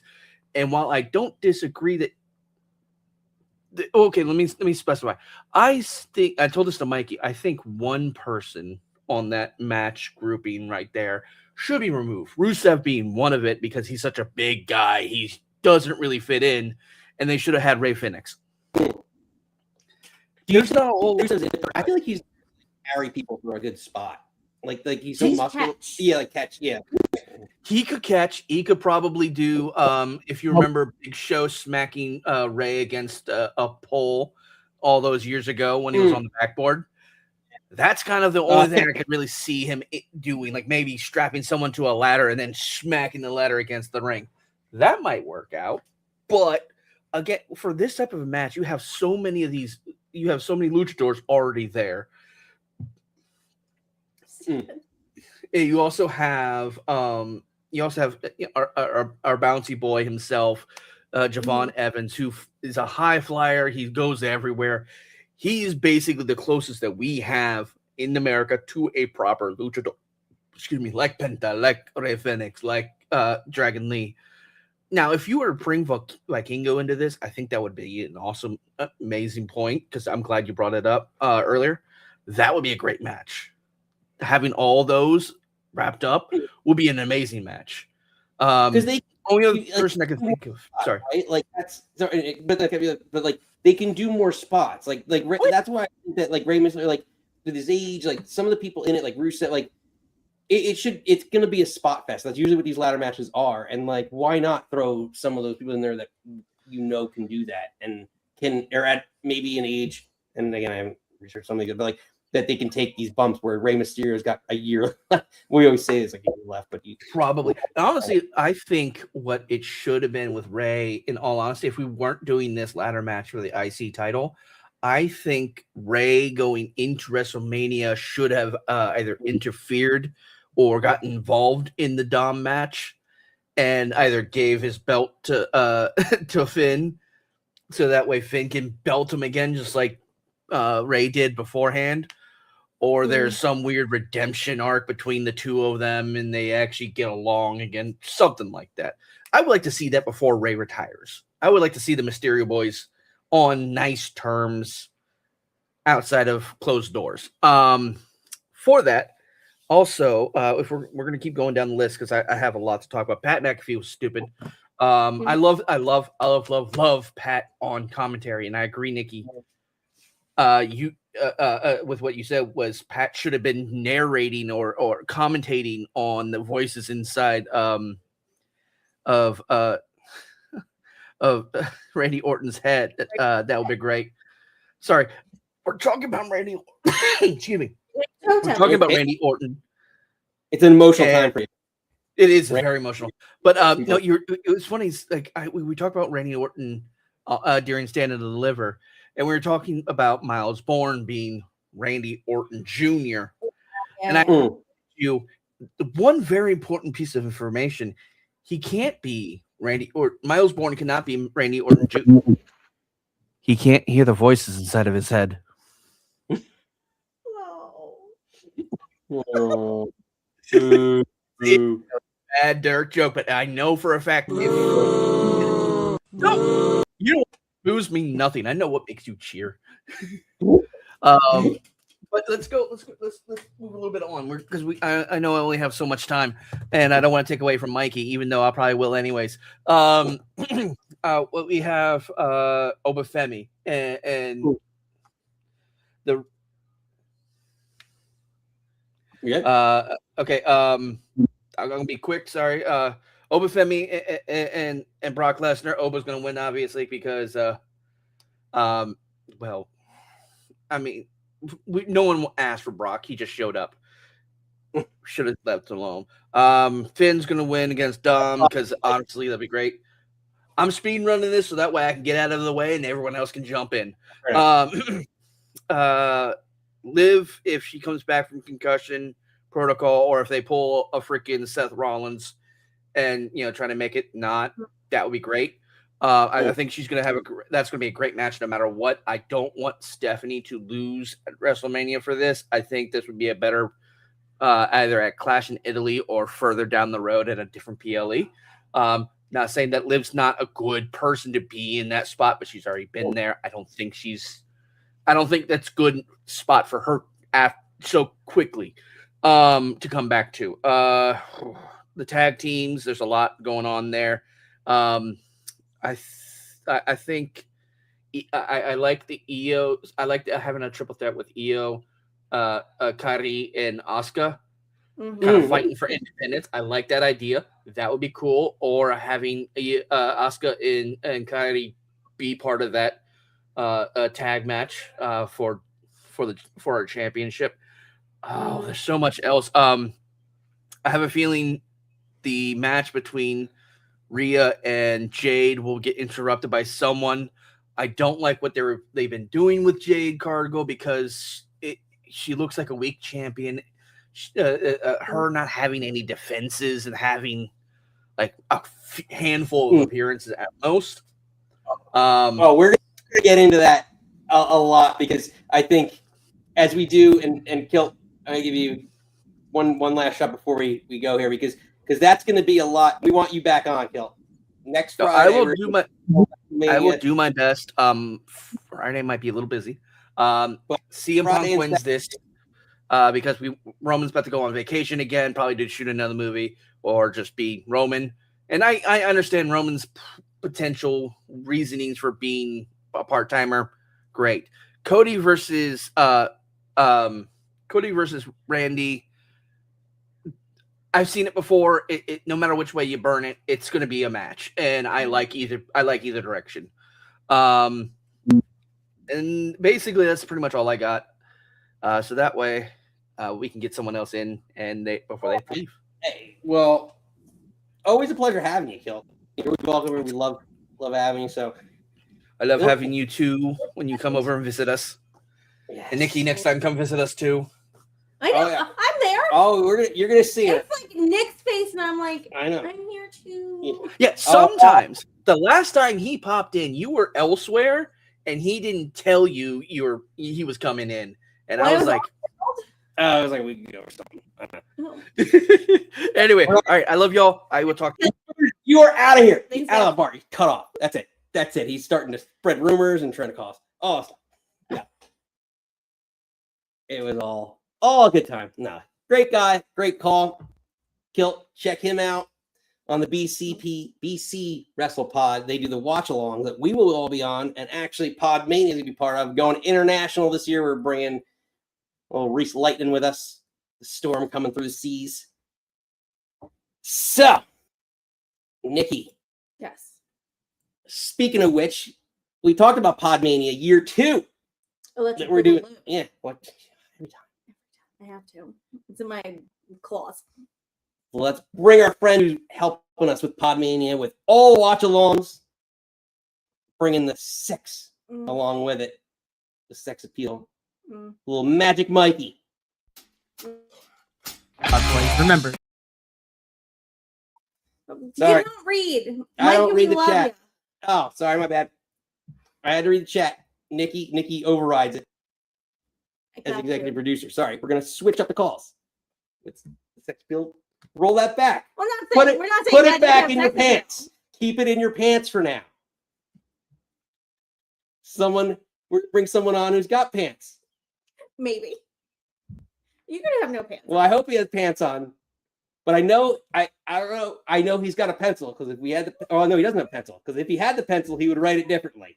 Matt, absolutely. Hi, Nick and Nikki. Good to see y'all.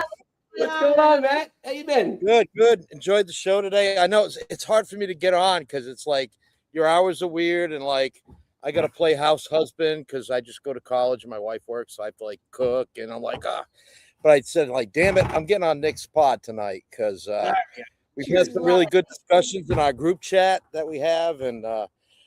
So I just want to hit a couple of things. Number one match I'm really excited about is actually Oba Brock. They've really sold it well. It's just two big guys, and I kind of agree with Nikki. I think Brock is really committed to this story. I think he got himself in great shape. He's given Oba tons of stuff, and I just think he's having a blast. I think he's having a really good time. And rumors on the street that WrestleMania will be the last time you see Paul Heyman and Brock Lesnar together, possibly. So, yeah, I could definitely see that. And the only thing that I worry about with this feud is like they've gone through every security guard. They've face palmed, whatever it's called. Adam Pearce. Like they've done so much, and there's so much destruction at this point in time. It's like the next spot, if you, because I know you're WWE guy. You remember the Brock Lesnar Big Show superplex that broke the ring? Yes.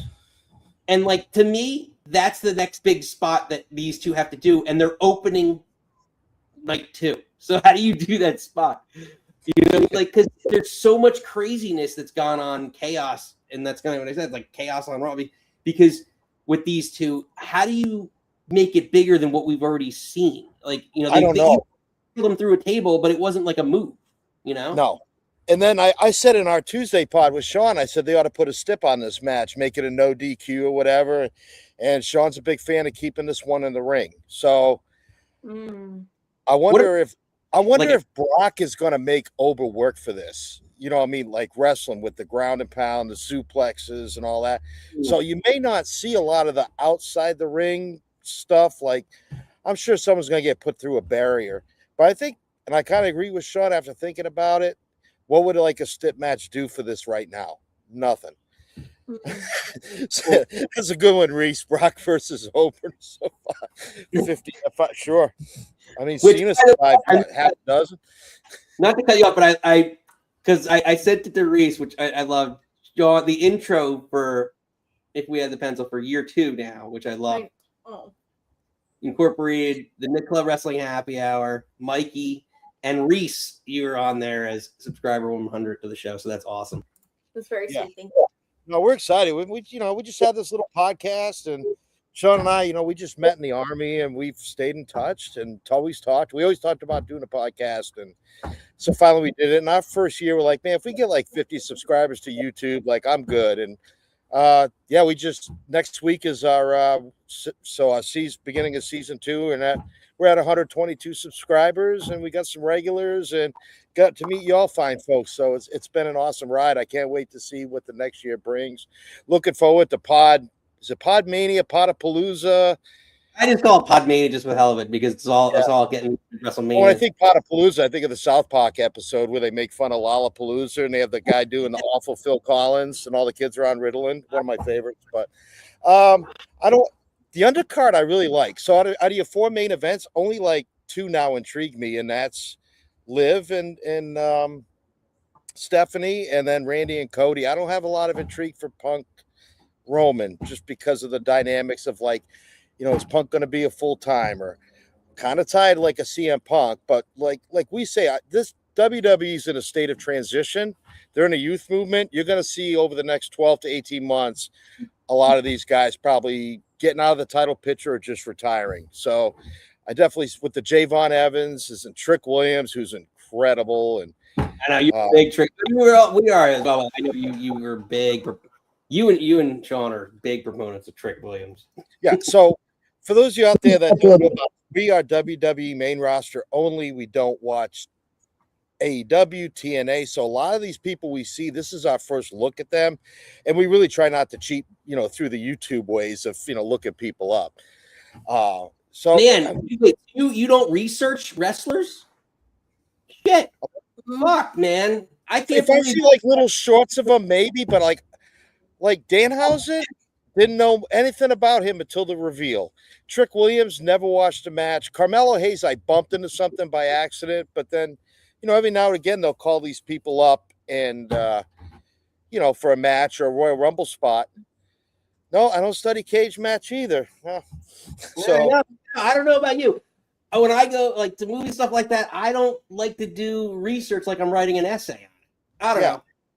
Yeah, so I don't know. I kind of like it because then, like, I think it gives us a real honest look, and it's unadulterated. So, plus, we just between everything else in our life, I just don't have time to watch everything. It's a lot, but the ladder match is going to be awesome. I agree with you, Nikki. I kind of like, it would have been cool to see Ray versus Penta, absolutely, but WrestleMania is a spectacle.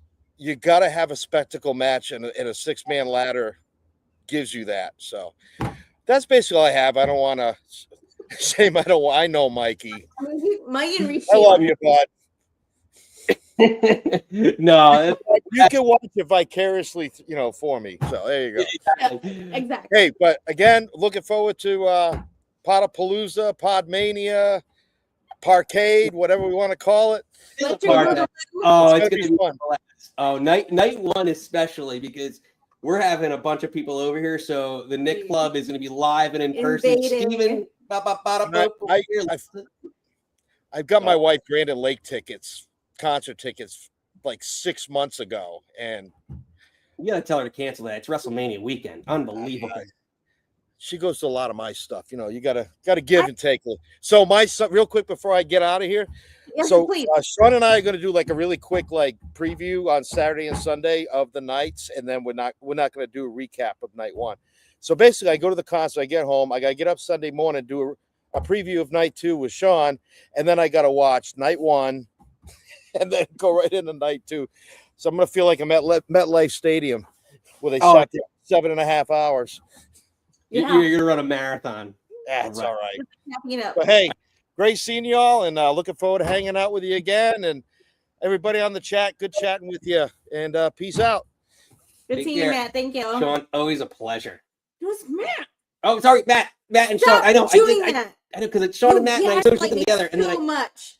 I don't get. No, I just confuse you. That's not gaslighting. You're using. I say it wrong. I confuse you because I started saying Matt and Sean and I was doing so good. I was doing so well. No, you were not. Matt, thank you. Yeah. No. Matt does a great call. It was a great call. He's a real ring-a-ding-dong dandy. Thanks, guys.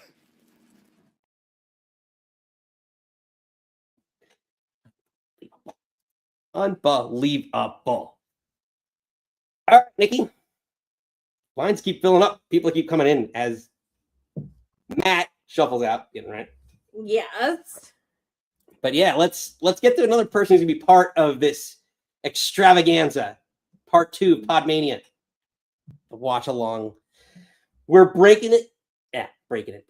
Break it down. But we're making it international this year. We're going across international waters. He's coming swimming across international waters, bringing a little bit of Reese Lightning we got going.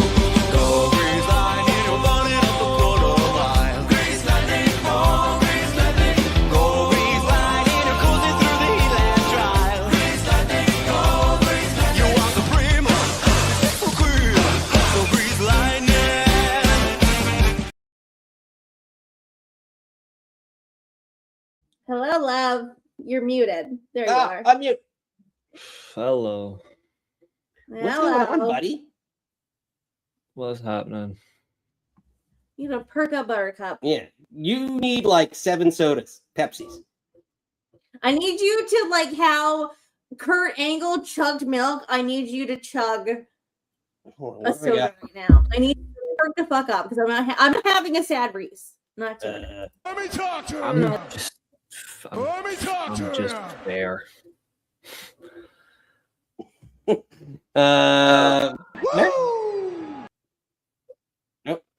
That working? No. What about Dana Brooke? Yes. Yes. Yeah. Trying to wake Reese up. Hey, it works. See, you gotta love him, right? What do you think, babe? I'm just thinking, what has brought this week of madness to existence? I don't know anymore.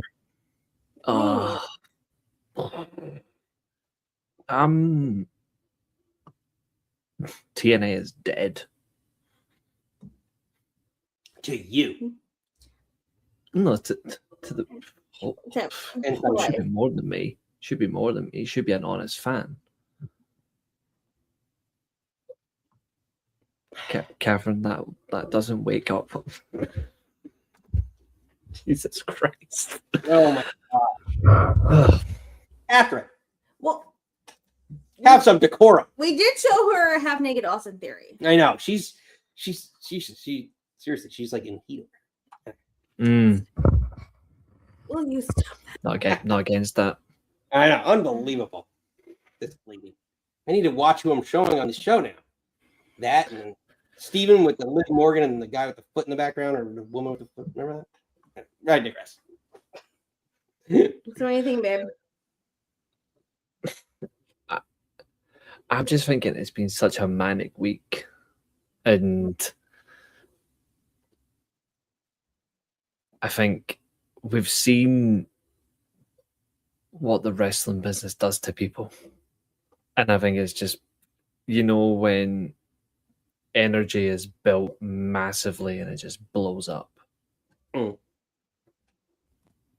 So like, I think it's just, let's just reset, except TNA, they can die. But like, we can reset, we can cause chaos. You like reminded me of like when Danhausen debuted and he gave the teeth and he's like, not you, Wade. You're like, everyone's gonna accept TNA, not you. Technically, Ed, yeah, technically you're right. Anthem has owned TNA the longest. I mean, to be fair, Panda Energy owned it for years. Although, to be fair, just as bad. I'm going to be controversial. TNA has never had a good owner in its entire history. Its entire history. Like, and... But how much of that is like, I don't think that there was, well, I mean, the Jarrett's like... Did Jeff Jarrett like try in the beginning and then just was bad?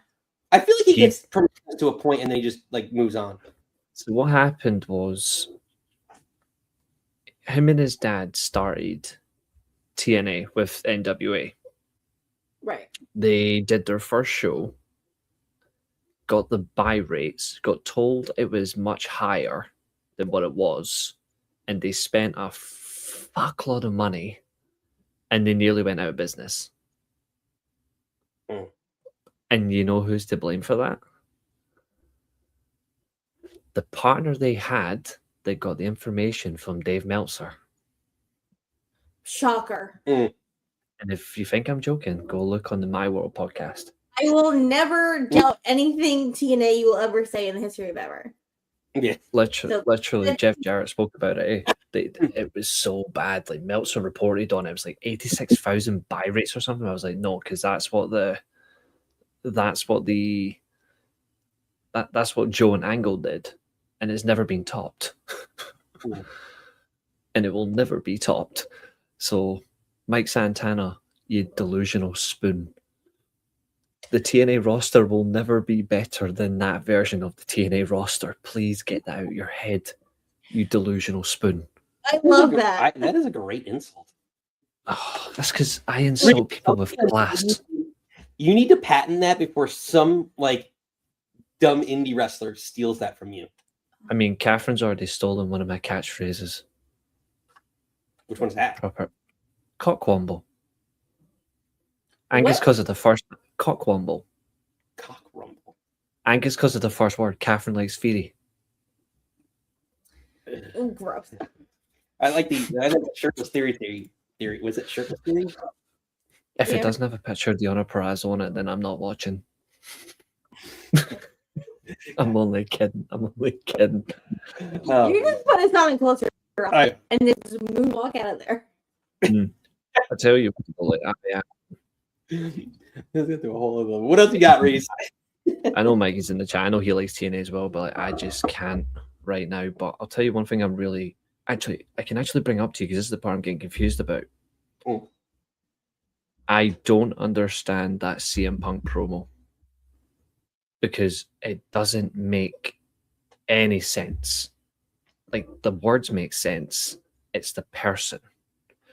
And people are going to come at me for this, and I'm okay with that. This is not a CM Punk type promo because CM Punk is a hypocrite. He doesn't represent the people. So he can say, oh, reduce ticket prices. You know what I mean? But you went on, what's his Bald Pusses podcast a couple of years ago. No offense, Nick. He went on that podcast and called out AEW for not being a company about tickets and drawn arenas. But it's the same guy who stands up for trans people's rights. And he's against Saudi, but he's been at a Saudi show. So when I say CM Punk doesn't make sense with his promos, because this promo makes sense for a Cena or a Rey Mysterio. You know what I mean? Because they actually represent the people. Punk doesn't. This doesn't make sense to me. So when you say represent the people, now here's where, like, I understand the point you're saying. Like, Cena, I can get what you're saying with that, right? Because, like, face of the place, whatever, franchise, whatever you want to call It's himself. the inclusive site. Right. But my point is this, is that, like, you can't have, and Nikki and I talked about this, like Kofi Kingston come out and say that. And it has to be someone whose character and name also have clout.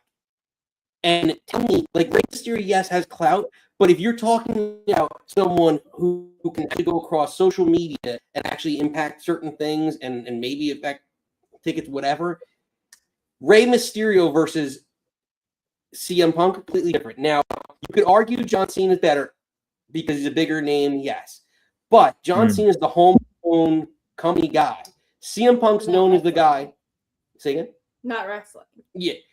Not wrestling, and CM Punk's known as the guy who's willing to say whatever needs to be said, and this is considered a shock statement.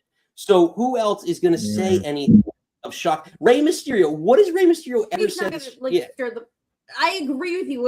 I agree with you. It should have been somebody else. I agree with you all that this stuff that Punk has said and done is very hypocritical. But I don't know if there's anybody else. Like we said, Dragon Lee, you can't have Kofi Kingston. John Cena's not around anymore. I don't think Rey Mysterio would ever cut a promo on such a real thing. I don't know who else there is. Like, could you have maybe LA Knight come out and be like, make it a little joke, a little more serious? Like, it needs to be a baby face at this point in time. Like, Gunther's not going to be like, ticket sales suck, like you're a heel. You can't come out and say it. So you have to have someone who's a baby face, a big enough name, and someone who can say something that moves the needle. Him or Cody Rhodes. Cody Rhodes is the only other person I think that could come out and do something like this. And to your point, John Cena to some extent, because he's such a big name. I don't see anyone else. Cody Rhodes isn't believable either, because he's also a problem. So we've narrowed it down to who? Nobody. I think Punk is, I think, the only person who could say something like that. No, I don't think so. I think there's a lot more there than stake.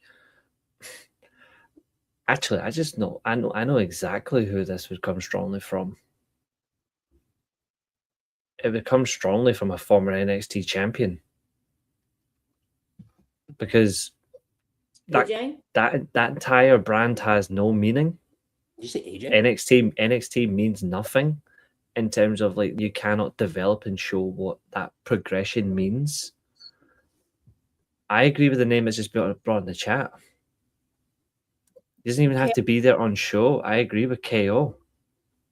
That's who was in the first place, but appear via satellite. We haven't done that in a long time, but just say it straight.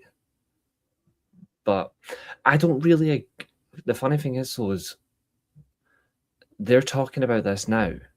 They were already offering discounted prices for WrestleMania 6 weeks ago, so the promo doesn't have any leverage. Well, no, I mean, I think there's a loophole. Oh yeah, no. Listen, let's be honest. Production knows what he's saying for 85% of what he's saying. Oh, they do, yeah. So, what leads me to believe is that they had the 31% for Stone Cold Day, whatever it was, and like it might be something to the upwards of 50% off at this point in time because just don't ruin my birthday and do 12% off. That's all I ask. Fair enough, Reese. What's your last shot before we let you get out of here? What's your last one? This is definitely like what I said a couple of weeks ago. If we're going into your biggest show of the year, your biggest period of the year, you need to have a cemented position, cemented stack. Know who's going to be on what. Know who's got what role to fill. When I look at Dynasty, because we've also just done our predictions for it, there's a loophole there as well. When I look at Mania, the clear main event is Brock Lesnar versus Oba Femi. And I don't really care about Oba Femi. I've said it before. I don't understand them. Whereas the Dynasty main event, the loophole is Andrade versus Darby Allin. Because now it makes you wonder, are you going to have Darby versus Kenny Omega for a title? Are you going to have Darby Allin lose to a headlock takeover for the third time? You know what I mean? Like, there's a good show, but that's a loophole. That's a confusing point. But what is interesting is, whatever you watch in wrestling, just enjoy it. Oh wait, sorry, that's not what I was meant to say. Enjoy it with passion. And I would say cry me a river, but Marco Stunt's unretired, so he's already lost the will to live. So cheers, Jack. So cheers, Jack Perry. Yeah, clown. So hopefully Kyle O'Reilly takes the TNT title, or we get Y2 TNT at some point. Yeah, and you can bank on that. Fair enough, Reese. Always a pleasure. Actually, I like that little kiss. You see that? You did the push. What? It was fancy. He's so fancy. He's always fancy. Yeah. Well, you know, it was like very seductive. Push. You know, because you bring the sex vibe. Everyone's very sexual tonight. I don't know what's going on in this chat, but so with that being said, we need to bring the maestro in. We didn't bring him on earlier. Got a little appetizer. Got everyone warmed up. Everyone got a little too excited, preemptive. But now let's bring in Sex Appeal. Magic Mikey is here. Remember, take care of yourself, love one another, be iconic, and more importantly than anything, you always deserve to finish your story. Mikey. Hello. Hello. I'm happy to be here. Tell me everything. Okay, so I have a couple of things, but first and foremost, I 100% agree with Reese. We love this with a passion, so we should enjoy it as a passion. And because I am passionate, I have things to say. So, and I for one agree with Reese. As someone who is diehard TNA, I mean, we cover the show. I mean, it's on we cover it every Friday. We're going to be doing the go home and then making predictions for Rebellion. But this era of TNA has made so many piss poor decisions in terms of lots of things. And the sign of the times were there towards the tail end of last year, but it really reared its ugly head this year because to kind of recap TNA's 2026 so far, right?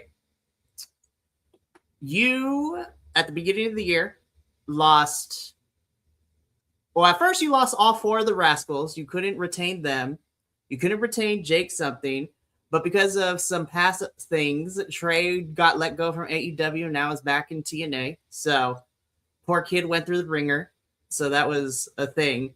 But on top of that, every single pay-per-view that TNA has done so far this year, there has always been some sort of cataclysmic event or some shenanigans that have gone on.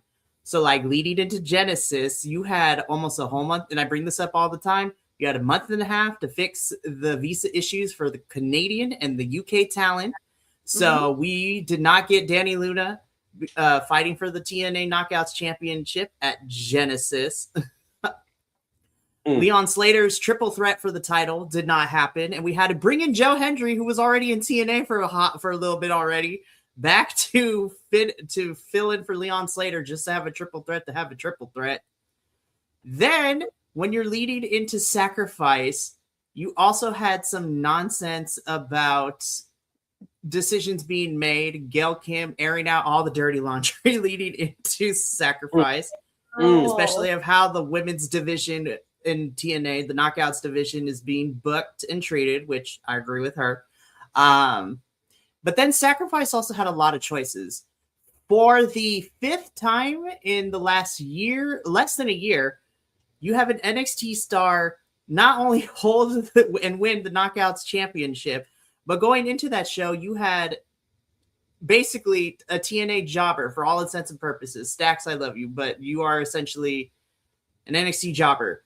You went into hold the international championship after beating Steve Macklin for God knows what. Thank God Trey Miguel took it off of him, but I'm like, it's annoying. Then last week, you had the news breakout where Danny Luna requested her release, and TNA didn't fight for her. They're just like, okay, bet, and they granted her release. And I'm just like, what are we doing? What are we doing? Now, granted, do I think Danny Luna is like the top right now?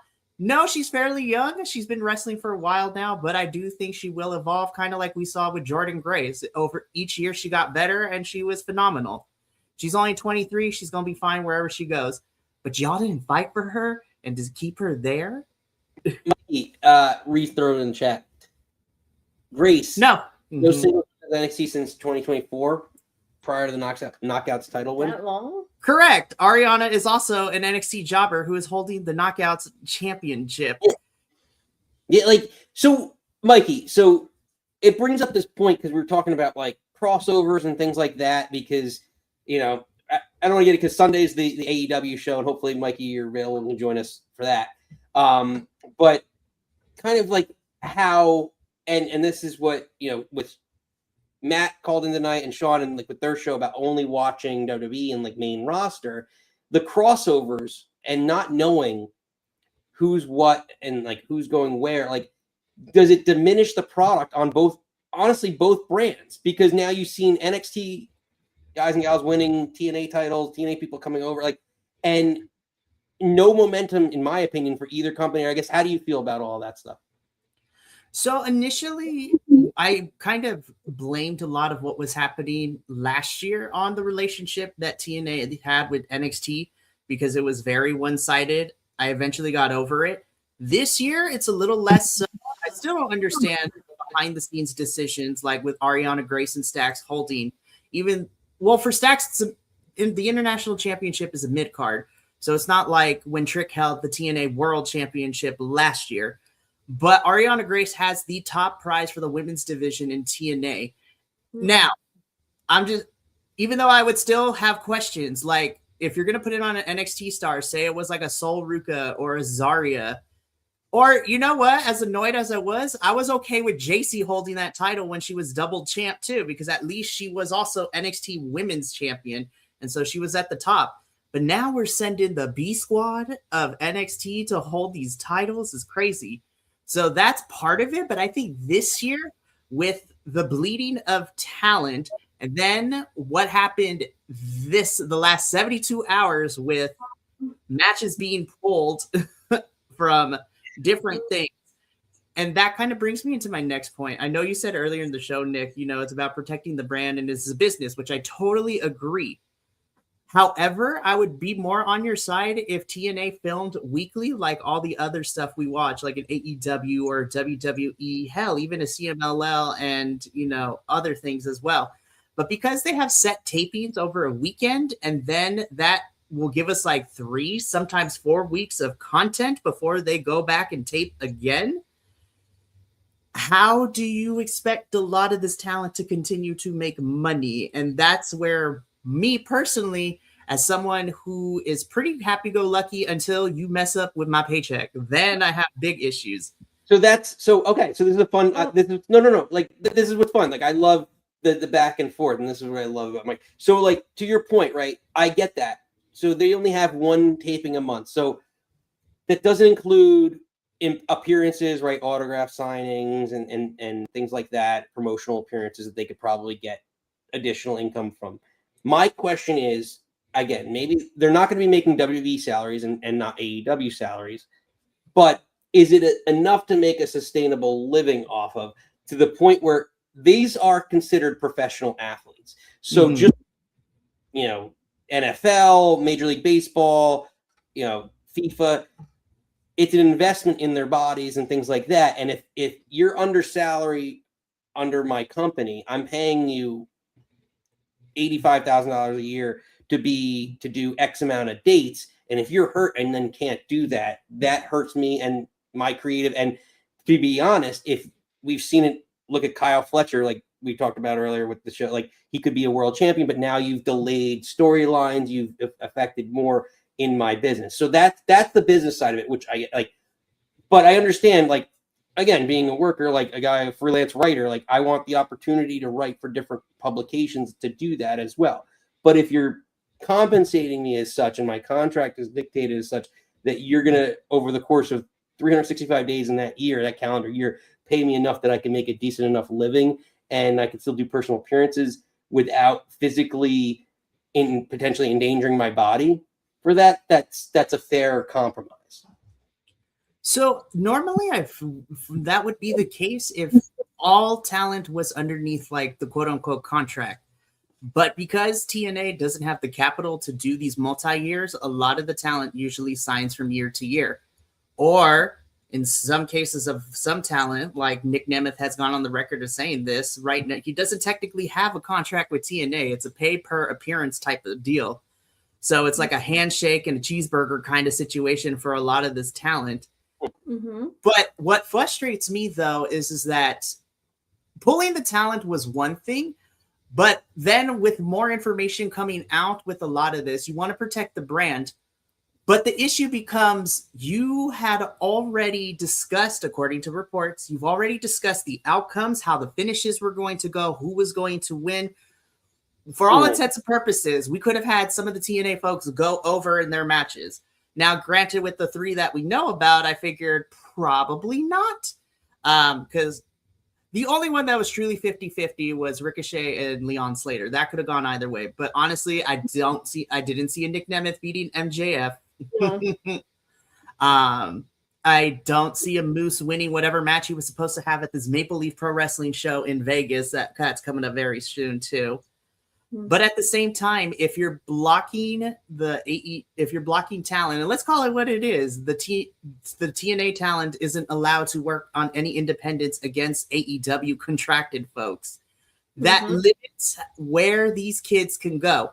So, for example, like Leon Slater is going to be fine because he can always go and wrestle in the UK because you have Progress, Rev Pro, which is a lot of British independent wrestling. But I'm thinking about like the people who don't do that. And then the whole thing that I bring up too is that so we have a problem with it now, but you had Jody Threat and Mercedes Moné fight like last week where Jody Threat won. So I'm like, you got to make it make sense. And whether it is Anthem, whether it is President Carlos Silva of this company, what I don't like is you are taking more and more dates. And then we come to find out too that we could have had an MJF Bear Bronson match in GCW, but it's the same thing. And I was just like, So when they're legit friends and wanted to have a match, and they're like, no. But like I said, the Ricochet and Leon Slater match is what bothers me the most. For one, because obviously, as a fan, I want to see those two go buck wild, like they go crazy. Yeah. But from a business perspective, it doesn't look good. You took Leon Slater out of that match. Mind you, that match was for a memorial show. It is on the WrestleCon memorial show. It is an honor to wrestling and those who have passed this year and the previous year. So you take Leon away from a moment. That's just a bad look all around from PR optics. I was just like, are you kidding me? That's fair. Mikey, before your next point, Ed's got a question for you in the chat. Your current thoughts on Triple A. This is a hot take, right? So I was worried. So here's a hot take. Initially, when AAA was bought by WWE, I was extremely worried for what it would become because of how WWE already portrays Lucha Libre and how they, present and support the luchadors at that time, which was, let's be honest, not great. I mean, it's still not great because you want to use 4 white men as fake luchadors instead of pushing actual Latin luchadors. But of course they're going to go over because, excuse my French, it's stupid white people shit, and stupid white people shit is always going to get over. And that's not even like the actual luchadors that have masks. You have poor Joaquin Wilde on main event, and that's all we get to see of him half the time. But back to my hot take of everything, main roster, Raw, SmackDown, NXT, and AAA, I think because of they still have the day-to-day operations with the people that were there before the buyout and also have, actual Latin people running things. I think AAA, for me personally, I think AAA is probably the best produced WWE thing going right now. And they actually have depth and stories, which is nuts to say. I can't believe I'm saying that. AAA actually has that.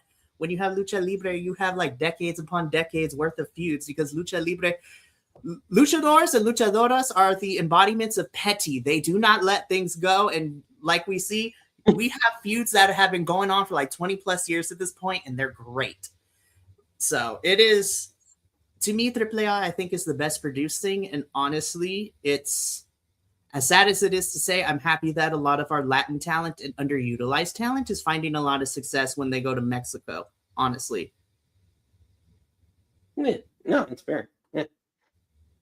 Mikey, good stuff, Nikki. No, I love it. I love hearing him talk about everything. And every time I was like, I don't know how to say this. I don't want to. You're very eloquent with your words. I know. I can hear you talk all day. So give us a shot, Ben. Mikey, give us a last shot. How about that? Well, the last shot is that as much as I am frustrated, am I still going to be tuning into TNA? Yeah. Am I still going to be watching Rebellion tomorrow? Well, yeah, because the card is actually pretty cool and I'm excited. But it goes back to me wanting to support the talent. And I feel that is my last shot. I was like, whether you are watching just strictly WWE, if you watch only the US television promotions, or if you're someone that watches everything, including the internationals and the independents, support the wrestlers, never the federations, because especially a lot of these talents are paying out of pocket unless they are paid lots and lots of money for contracts or at the top of the card. A lot of these folks are still trying to make money. So merchandise, signings, autographs, go support them when they're in town. Go support the wrestlers. And if you're like, I can't get behind that because they belong at XYZ promotion, I understand. But support the talent because a lot of these folks are just trying to make a living like the rest of us are. So support them with your dollars. Unless they are certain wrestlers that have done really bad things, then forget them. Fair enough. Mikey, before we let you leave, I'm not letting you leave without, throw it in the chat because Podmania starts officially. BC WrestlePod. The BC WrestlePod this week. Watch alongs. Get ready because we're all coming. We're bringing the live party Saturday night. So we're invading. I know. You better get your audio settings right. It is going to be insane. So, yeah, before I sign off, Podmania I'm excited for. It kind of ties into what we call here at BC WrestlePod Hell Week. And everything for us kicks off Friday as I will be doing a watch-along for Bloodsport leading into our TNA Rebellion post-show. And then Saturday is double duty because, listen, again, supporting the indies because we are going to be doing a live watch-along for Effie's Big Gay Brunch. And should. Which we love. And then we're also doing night one of Mania. And then Sunday is double duty for Joey Janela's Spring Break. And then night 2 of Mania, which leads into our Mania review on Monday. So it's going to be great. Yeah, it's going to be a fun. I'm excited to watch all your things. I know, it's going to be a fun time. Mikey, pleasure as always. Take care, buddy. Oh, he did the zero. He did the thing. He did it cooler than I did. I did it like. I know you're. We will never be as cool as Mikey. We'll never be as cool Speak as for Mikey. yourself. I can roll my R's. I don't you can't think roll your R's. No. You can't roll your R's. That's your problem. You can't say Thunder Rosa with the 3 R's. No, I'm not gonna. No, I could. You tried. You had to work on it. I took Spanish for a year and a half. All right, I took over. Okay, we're not doing this. Good day. Well, no, I know. But anyway, let's get to the next one. Nikki, it's No, a little. I have to. We're gonna end it. I'm gonna All run right. real Well, quick. we'll bring it because you know the next one. It's a regular. We got regular time out. So it's not a stranger that we're bringing in here. We need to know what's in his head. Yeah, Darby Allin sucks.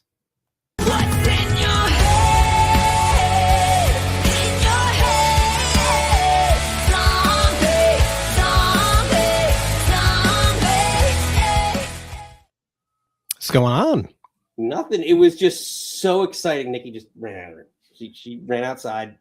So excited she needed to calm down and have a cigarette. I don't blame her. I listen with everybody getting sad about TNA. I'm drinking tonight. Seriously, hey, what are you drinking? What are you thinking? Actually, I'm drinking an apple soju because apparently I hate myself. Apple soju. Yeah. What does that taste like? Kind of like apples, kind of like cough medicine. Can't complain. Mixed with gasoline. Yeah. I'll be a little tipsy by the time this conversation's over. That's fair. Jesus Christ, keep it down. Can you hear that? I do hear that. That is Jackson. To all of you that don't know, hey, keep it down up there. You know, and it's funny because earlier in the week I had a bit and was gonna just like start go. You know, I was gonna turn completely heel on Jackson. Don't remember what the promo was. Oh, something snaggletooth. Oh, I was gonna quote the CM Punk promo about him being a snaggletooth nepo baby, thinking he could be on this show. That's what it was. That he just ate dog food. Yeah. That he eats dog food for a weird old man. What's that say about me, Ed? I feed him every night dinner. That's the bit. See, you get it. It's unbelievable. So I'm a old man. That's not fair to me. Unbelievable. What are you saying about my child? Hold on. You done pissed her off. You done pissed her off. See? No. No. I will see what I was saying was I had forgotten the goofy heel promo. I was going to eventually launch into it at some point. About how Jackson's a snaggletooth nepo baby. And then Nick had said that he was like, oh, so am I a weird old man? Yeah. Jackson eats dog food for a weird old man, and that's the bit. So you're laughing. She gets it. I knew I was gonna pop her. That was the point. It's hysterical, but no. No, I disagree with the. Oh God, sorry. No, I was gonna say he just has a really aggressive snaggletooth. So you know how my dog looks. I love Jackson. He's the host of The Price is Right on this show, for the record. I want to go back to real wrestling stuff, but that's so fucking funny. I mean, listen, we can go back to real wrestling stuff. I can pitch you some dumb time traveling bullshit. Like, I'm getting there. Don't worry.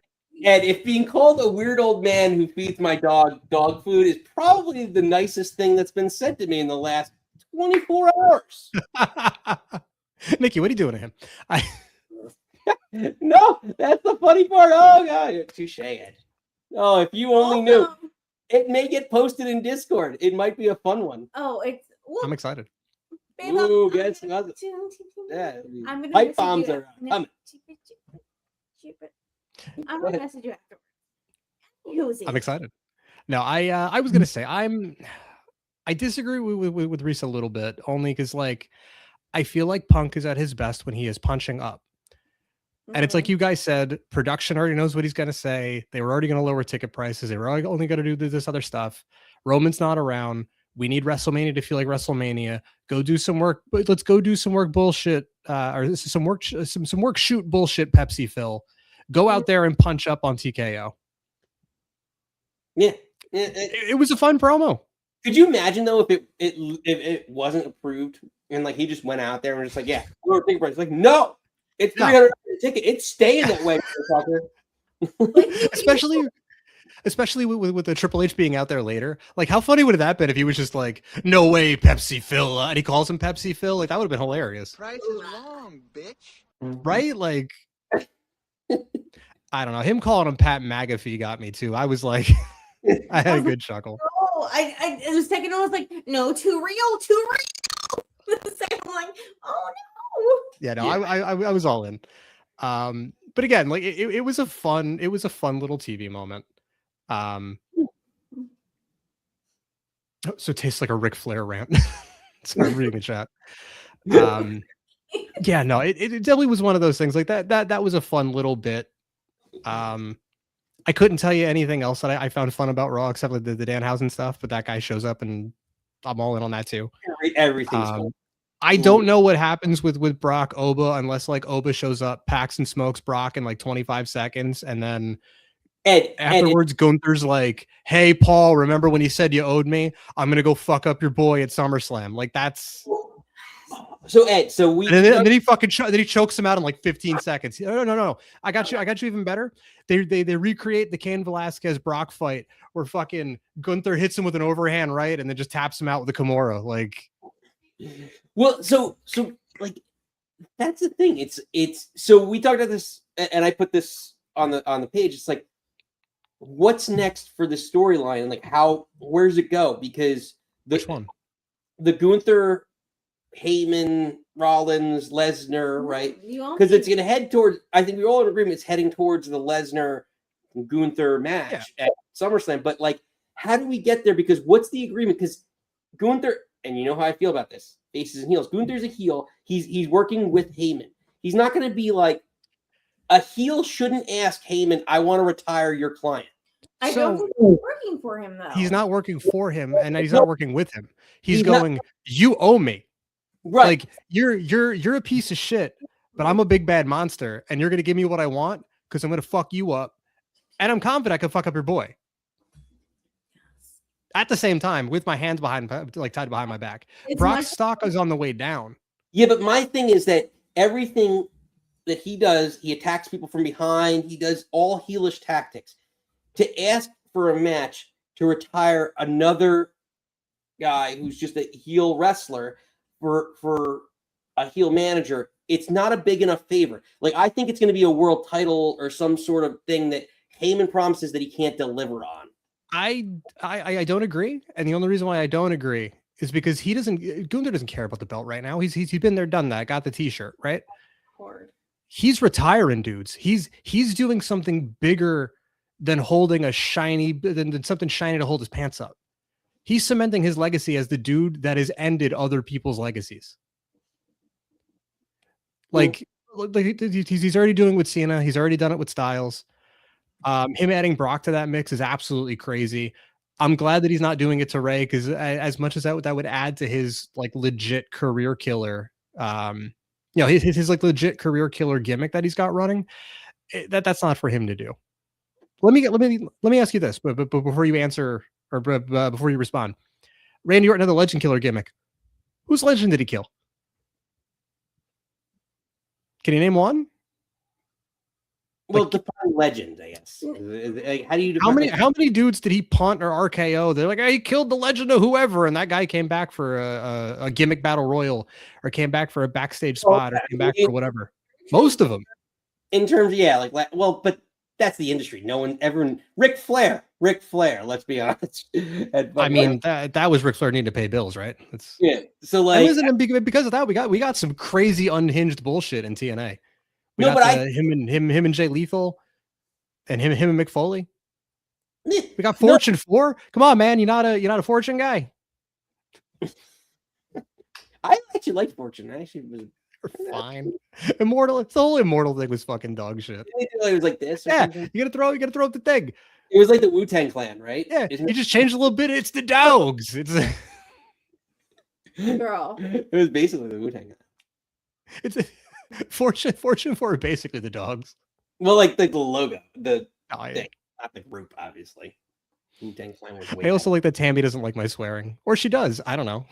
Oh, girl, that's a whole separate story, sweetheart. No, you're allowed to swear on the show. See, here's the thing about the show: you're allowed to swear, right? You can talk however you like to talk. You're allowed to share your opinions, but you just can't attack people personally. So that's the whole thing. We don't like people who attack other people personally on the show. So we welcome in everyone who's not a fucking asshole. So that's how it works. Yeah. Number one, don't be. I told you I will message you separately, babe. Yeah. Welcome to the show, Tammy. ¿Cómo estás? It's a weird thing. What are you drinking? Anyway. What else you got? What else you got? But again, give our girl my love. I will. I don't know. And like I told you, I bought too many onesies, and they're coming in. Wait, we let it break into the show. No. But I bought. That's an. I bought too many, and they keep coming, and I forgot that I bought them.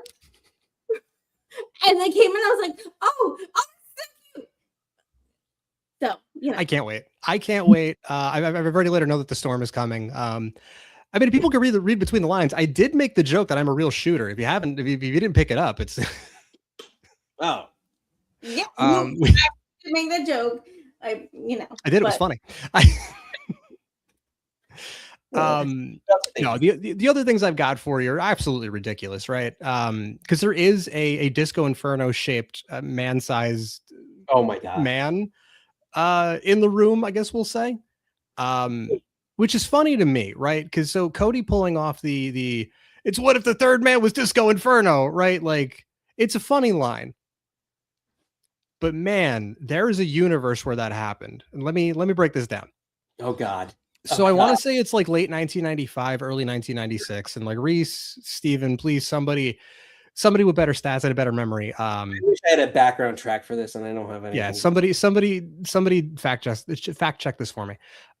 Disco Inferno refused to job to someone. They were going to put him up against one of the ladies. I forget it was Jackie. I forget who it was, but he refused, and they fired him. Right there, they let him go, and he was like, "Fuck it, I'm going to go to WWF." And he had a couple of conversations with them, and when they realized that he was just like a lower card guy that wouldn't be like a big reveal to them as a guy that jumped ship, he didn't go. And like two months later, he was brought back, and then the NWO eventually happens, right? But wouldn't it be crazy if, like, instead of letting him go, Turner pushed him like to the moon, and you got early 1996, you got like that late new gen, early Attitude Era, like 96 Disco Inferno on Raw, like Fandango, like circuit, like. So not so much. Tell me you can't hear Vince McMahon on commentary going, "Hey, it's Disco Inferno Monday Night Raw's got boogie nights" or something stupid, right? You can't like tell me I'm wrong that wouldn't have been a thing. Any haters bullshit in AEW right now, right? Like, the Inferno's hot here on Monday Night Raw. Like, tell me I'm wrong that wouldn't have been a thing that he would have done. Like, you can hear it, you can see it. Hell, hire Blue Meanie. You got Disco doing the thing in the ring. You got Meanie behind him doing the dance. Like, what's it called? The old Raw is War like intro was like fire and all. Yeah, it's like no. You're talking about fucking All Together now. No. Oh, well, I remember. And you've got like Ahmed Johnson shooting bazookas in a warehouse and explosions, and everybody's just fighting in a warehouse for no reason. Yeah. How the roof, like like the bazooka to the Raw's War set And like, oh no, okay. You're not even talking about the intro. You're talking about like the intro to the show where they got like the cameras flying all over the place. And okay, I got you. Yeah, like that. With like he comes out of the fire, like Oh no, I was gonna say all that's going on and the camera's going nuts. And they pan and Disco's in the ring just hitting the dance. Man, if only he was watching now. He's like, what could have been if no, but tell me I'm wrong that they like so they push this guy now. They push him, as like a mid to upper mid card guy in WCW. He jumped ship. They let him go.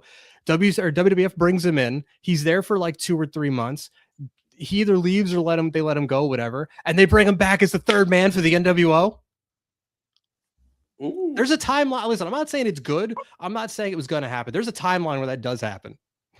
I'm just talking about like, what if he also had a monster truck versus him, the Giant, and Hulk Hogan? And holy shit!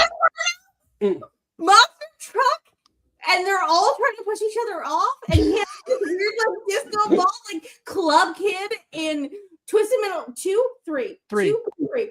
Then he has a disco ball. Get it, girl. Holy shit! Like disco fucking sucks, right? Like, but yeah, exactly. No, I need Disco Inferno, and while they're all the three of them, they're all jockeying for position. Disco's on top of the truck, just hitting the dance. Do it, girl. Listen, push Disco Inferno to the moon throughout history, and get to like 2000, get to like late or like mid to late 2005, because like I need Vince McMahon walking through the whole roster, right? He's walking backstage and he's shaking people's hands and he looks at Paul London and Paul London smiles all weird at him. And he keeps walking. He goes and he gets to his limo and he goes to close the door and it blows up and Disco's behind him hitting the dance. Like, what could have been? What could have been? Is it just me? Is it like, am I the only one that thinks that this dumb shit's funny? I love it. And then wrestling's supposed to be fun and funny. This is supposed to be fun. Reese saying getting shooting stars. I mean, listen, it's no dumber than 2001. It's no dumber than late or New Blood era WCW when they were just trying to bloodbath people, but they could never get the timing right. So like, I think only Sting ever got hit with the bloodbath from the rafters. But there's that clip from Thunder where Nash is in the ring holding a bat, and then like most of the New Blood is just standing on the stage, and like somebody hits a line, like somebody says something about like you're gonna get rained on or something, and they just miss. Like Nash is just looking to his left, and the blood's just falling, and like. They eventually move it to kind of hit him, but he's like supposed to sell it like he's freaking out, and he can't because most of it misses him. I feel like it's a pretty good analogy for most of TNA's run. I don't know. I do feel for everybody that that holds TNA very dearly. I was one of the people that like when it started was watching. I was watching the weekly pay-per-views. I wanted that place to succeed so bad. Yeah. And man, was it hard when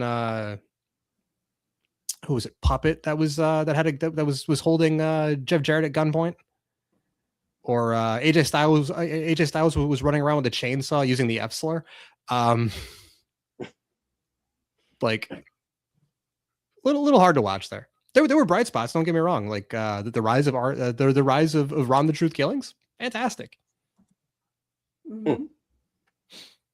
Yeah, no, they had a lot of great runs. Like there was a lot of good, especially good talent that they brought over built up over the years. Like not like AJ Styles, not included. Like AJ Styles, low key was fantastic in the early stuff. He had such a great run there that I thought he was going to translate into WWE and injuries, whatever else happened. But like, who was that? You broke up on me. Bobby Roode. I don't know what happened with that. He was he turned into an entrance guy, and then yeah. But again, there's so much talent in that group that over the years they built up, and they still can. Like I think, give it a chance, see what happens in the right. Like one new head writer, new production agent, whatever it is, like can change a lot. Their current roster is fantastic. And I said this on this show too, that I was absolutely thrilled. I was absolutely over the moon for Mike Santana. I got to meet him like 2 weeks prior to him having that match. and him just gushing over like getting over his addiction and like doing the whole thing for his daughter. Like,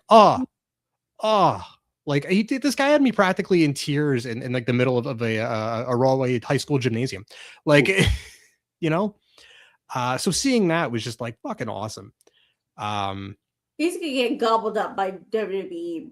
He's gonna be the next Joe Hendry. Like as soon as the Fingers or Carlos is gonna let him go, they're gonna gobble him up.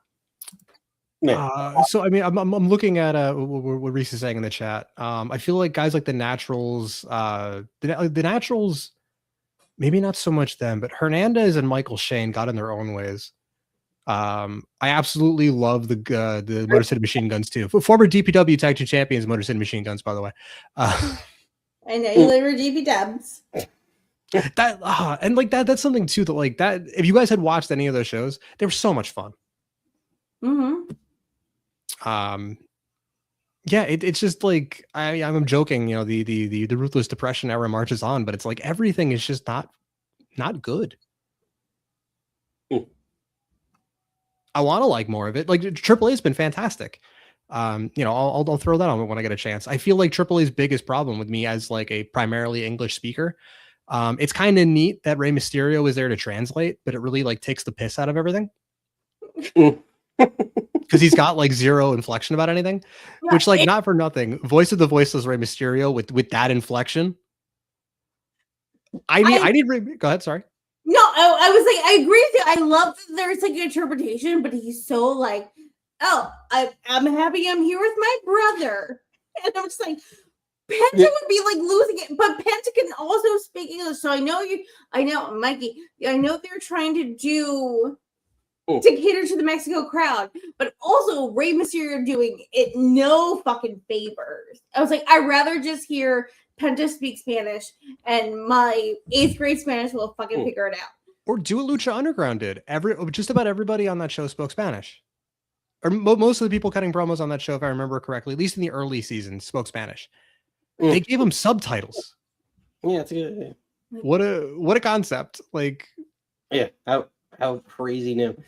I don't know. I absolutely Voice of the Voiceless Rey Mysterio though with that delivery. Like I need Rey Mysterio shitting on the young luchadors with like sitting next to Triple H eating a box of muffins, just being like, I'm old, I'm tired, and I work with fucking children. Yeah. So yeah, Ed, before we let you go, last shot. Sleeping. I got you. I don't know, man. Fuck Hulk Hogan. Darby Allin sucks, and please stop trying to powerbomb Billy Kidman. Fair enough, buddy. Take care. See you hopefully soon next week. I know. I gotta take your wife out. I owe her a date out. Yeah, no, it's been a while. It's been a while. It has. Nikki. Nikki. I feel I'm a couple cocktails in, and I feel things about. You're feeling things about things. No, because so am I. Honey, Let's have. Honey, do not come at the queen because you will get snatched. Don't Google my shit. Don't Google my husband. Your husband said a lot of gross things. So okay, no. No, my wife's speaking. Do not say anything about my husband, because bitch, I'll come at you real fucking quick and I'll make your head spin so fucking quickly. You don't know what happened. Tammy, go fuck yourself real hard. Goodbye. Oh, this is a fun one. This is a fun one because we have, unlike your show. So I'm glad people are in the chat. Oh, there's so many people in the chat to see this, and now you're gonna look like a fool. Oh, you made the biggest fucking mistake of your life. Reese, I'm sorry, Reese. I'm sorry about what's about to happen to you and your friends. Reese, babe, I love you, but not you, Reese. You're a Reese, great person. I love you, but Tammy, come fucking after me again, bitch. I will slap your face off your goddamn face. Your husband tried to threaten my husband. Don't fucking talk to me. No, bitch. You don't fuck with the queen, because I will fucking end you, motherfucker. do not come after my family because you don't know the hell that is coming to you. Yeah. See, you done did it, Tammy. So I'm did it. I'm taking. So we're gonna have some fun. Oh, there's TNA. No. Oh, cunt bitch! Don't come in my Steven, shit. sorry about this. Babe, I'm sorry. It's hard. Baby, Steven, this is the problem. Wait, hold on. This is the problem because we did not explain what happened to our can I kids. explain? I will calmly. I tried, Reese, babe, I love you. And Nick, I tried to keep Ed, hang in there. such Because a lead head against this, but don't come into my chat, bitch, and say, did I lactate my husband? I will fucking kick your teeth in because your husband threatened mine, and bitch, I will so now, no. Because you want, here's what's going to happen now. Reese, I told you about this. I told you about this stupid, and I'm sorry. Well, no, we're not monetized. We don't give a flying fuck about anything. So, Josiah, when you come in here and all your friends come in here, here's what's going to fucking happen right now. Steven, I'm sorry. Babe, you were a closer. No, he's coming back on because Steven closes us out with some positivity. And that's what we need in the show. But we're not going to be, we're not going to let terrorists take over this show. Let me explain to everyone on this show who's still in the chat, because we have a lot more people in our chat than join these clowns. So there's a person, it's a certain person named after a pyramid that plays with himself. Okay? And if you want to know, Tammy is also part of this group. So Tammy, welcome to Blocked. You stupid fucking cunt. Since you guys love no. They like to curse over there because apparently this is what's cursing is about. Because you want to take shots at people in our chat. Let me explain. I made a comment in the beginning of the show that was very nice about this. And I said, you do not take personal shots at me, anyone in this chat. You want to talk about wrestling? That's perfectly fine. Okay? But when you start insulting people and taking personal shots at people in our chat, in our community, that is way fucking bigger than your pissant community, by the way, of your husband who's a joke, okay? Then you have some serious problems. So for all of you that are unaware, there's a community that I'm involved in. Reese, I'm sorry that you're going to get exposed for this, but it makes me it's too fucking late. Reese is such a... This is, and I'm sorry that... Reese, I love you. You're a sweetheart. I'm sorry. This is going to fucking happen. So here's what's going to happen. So here's what's going to happen, Tammy. You and your husband, who threatened me live, okay, in a chat room, he's going to apologize. First of all, because your husband has some serious fucking mental issues. When you talk about wrestling, and this is what I talk about, you can argue about the wrestler and what they're doing and their performance, everything else, that's perfectly fine. But when you make a personal attack on someone or make a personal threat on someone, then you're crossing a line. I don't give a fuck who the hell you are. You're crossing a line. Tammy, your husband crossed a line with me and the people on this show. You come across and you've done this. And now you came over. Your husband is too much of a fucking pussy to come over himself to actually do it. So he sent his little wife, bitch ass. No. I'm sorry. You're done. You're done. You want to fucking play these games for your husband? Yeah. Do you want to put these things in the chat? You're going to have a real fucking fun time. Because guess what? You're a clown. Welcome to being blocked. Okay? And now your name is on blast. Your husband's name is all over this community. And once I pull up these messages right now, that's already been documented, okay? That have already been highlighted in the community that you're in, okay? That show, and by the way, people have messaged me in your community about how much of a joke. And you know what? This is a great one. Just to keep this in line, I kept this up. I was wondering when this drop would actually show up. Because the circus has come to town with you two. And I'm glad that you two, that maybe the bearded lady found someone to match her, and you two are together, because Nope. You two are miserable. Nope.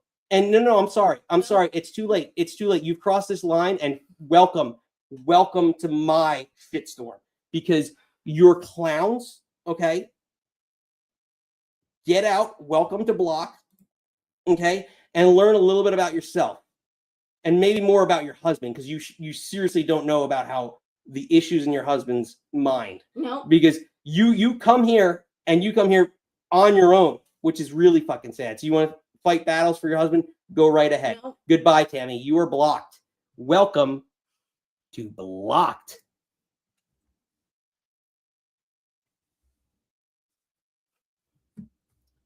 So that's fun. Actually, you know. No, it's not fun. This is so layered. Again, like you and him, I'm just gonna say, got into the fight that you guys got over.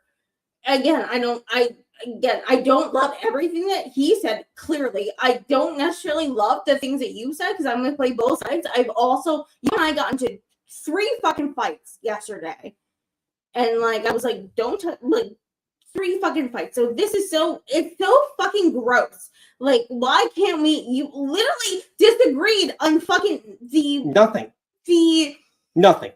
Fucking Empire, United Kingdom, United Empire, whatever they are. Coming over from WWE, and we're like, or AEW, we're like, oh, I wish there was a little more story. And he's like, fucking do your research, but like capitalize fuck. So for us, I'm like, that seems a little aggressive. And For Americans, it just escalated so much, and then it turned into like, do your research, and we're cunts, and we're fucking dumb shit Americans, and we're spoon-fed WWE, and every day on this show, I'm like, all the boats, all the ships, I want everything to be good, and this is just so fucking chaotic, and I hate. Oh yeah, like I'm in a pit in my stomach. Reese, baby, I love you, and I think I've messaged Reese, I'm sorry, 4,000 fucking times. I'm not, because no. I'm sorry. I love you very much. You're my wife. I love you very much. I'm not sorry. You know why? Because everyone in this chat needs to understand that I don't tolerate bullying, and you don't insult people. You don't insult me. You don't insult my family. You don't insult anyone in this community. That you can want to talk about Ricochet, whoever the fuck he sucks. I don't give a shit. That's fine. If you keep it in the framework of an argument, if you're going to act like an absolute asshole and insult someone's personal integrity and someone's like personal looks and things like that, which is what I was told. I was told I was fat. I was threatened to be my jaw broken by this guy, by this woman's husband, who has a show on YouTube that he plays with himself watching video games. Just letting you know. So I don't want to. No, because you know what? You start this, I end it. That's how this works. You don't mess with an Italian from New Jersey and expect shit not to happen. And I have a bigger channel than you. I have a much bigger fucking penis than you. So let's play. No, that's what's fun. I'm going to make you famous. Reese, I told you I'm sorry about what's about to happen. Sorry, Reese. Sorry, Josiah. Shit fucking went down. There better be an apology. He can call into this show and apologize. Actually, and Tammy, you want to actually no, she's banned now, so she can call under his channel. If you want to come back on and publicly apologize for being a fucking piece of shit, then you can come back on the show and you can actually acknowledge it. Because you know what? This community, me and everyone that I'm associated with, does not support people attacking personal nature and actually insulting people. That is fucking bullshit. I'm sorry. I will not compromise my morals on anything like that. I'm going to bring back in Ed. What's up, Ed? Oh my God, I'm going to take the dog. Hey, how's it going, guys? Good. What's going on, Ed? I mean, I'm a little bummed. I was gonna say I'm a little bummed out. I'm just about out of soju here. But you know, that is what it is. I feel like this was a little bit of my fault for bringing this up, so I apologize for even acknowledging this person. I apologize because I love you know I love you. But hold on one second, because you know me, when I get on a fucking rant, it's going. No, listen, listen, getting context. But the context of this, sorry, Reese, I appreciate you trying to mend fences, but there's no apology there when you come on, when your wife comes on and tries to troll my chat. Get the fuck out of my face. That is bullshit. You fucking eat a fucking dick, a real big fucking dick. We can do it. Show. Everyone, apparently the people in the UK understand cursing now. So that's a big thing. They use it in their whole life. So I'm trying to make sure that they understand me a little bit better. At least this contingent. Not necessarily because people in the UK are generally great people. But this had a really good time in London. And this one couple seems to not understand how to be good people. And that's really disappointing. Yeah, it sounds like that's what it boils down to. I mean, listen, I will come on here and I will joke about the study cage match to get back to me, but if like we're that mad about the graps, like if we're that mad about people making mean faces in their underwear at each other, like I just spent 20 minutes or they spent however long I was on here talking about Disco Inferno and how we should have pushed them. Ed, you and I mean, we agree, disagree, like. But I've never once told you if you disagree with my opinion that you're a piece of shit or, a mother effer or anything along those lines. Like, granted, we're friends and we of course, right.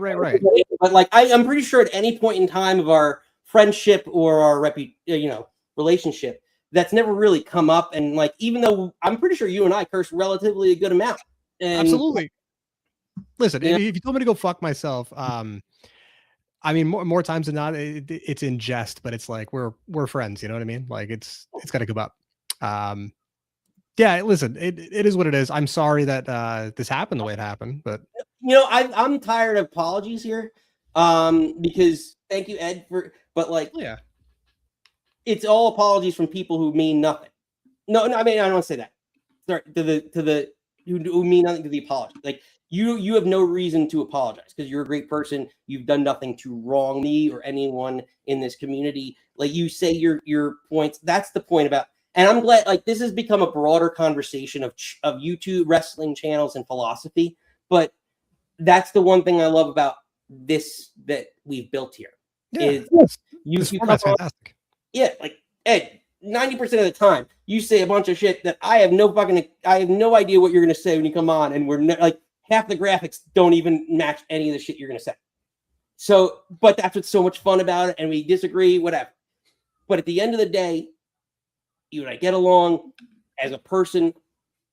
I enjoy you. I like you. We're going to love you as a friend. Don't tell Nikki. She's outside. She won't hear. But that's the point is that you take it to a level of, it's a debate. It's fun. We can disagree on people. It's just like sports. It's the same thing.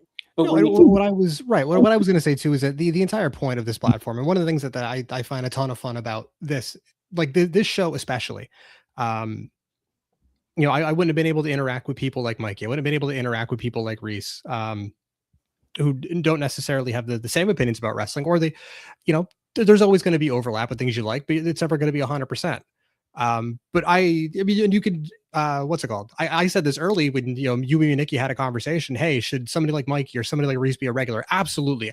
I want to hear them come on here more often and talk more often, because even if it comes from like a place that I don't hear too often, the point I'm making is I want to hear more of a broader opinion or something that's not myself.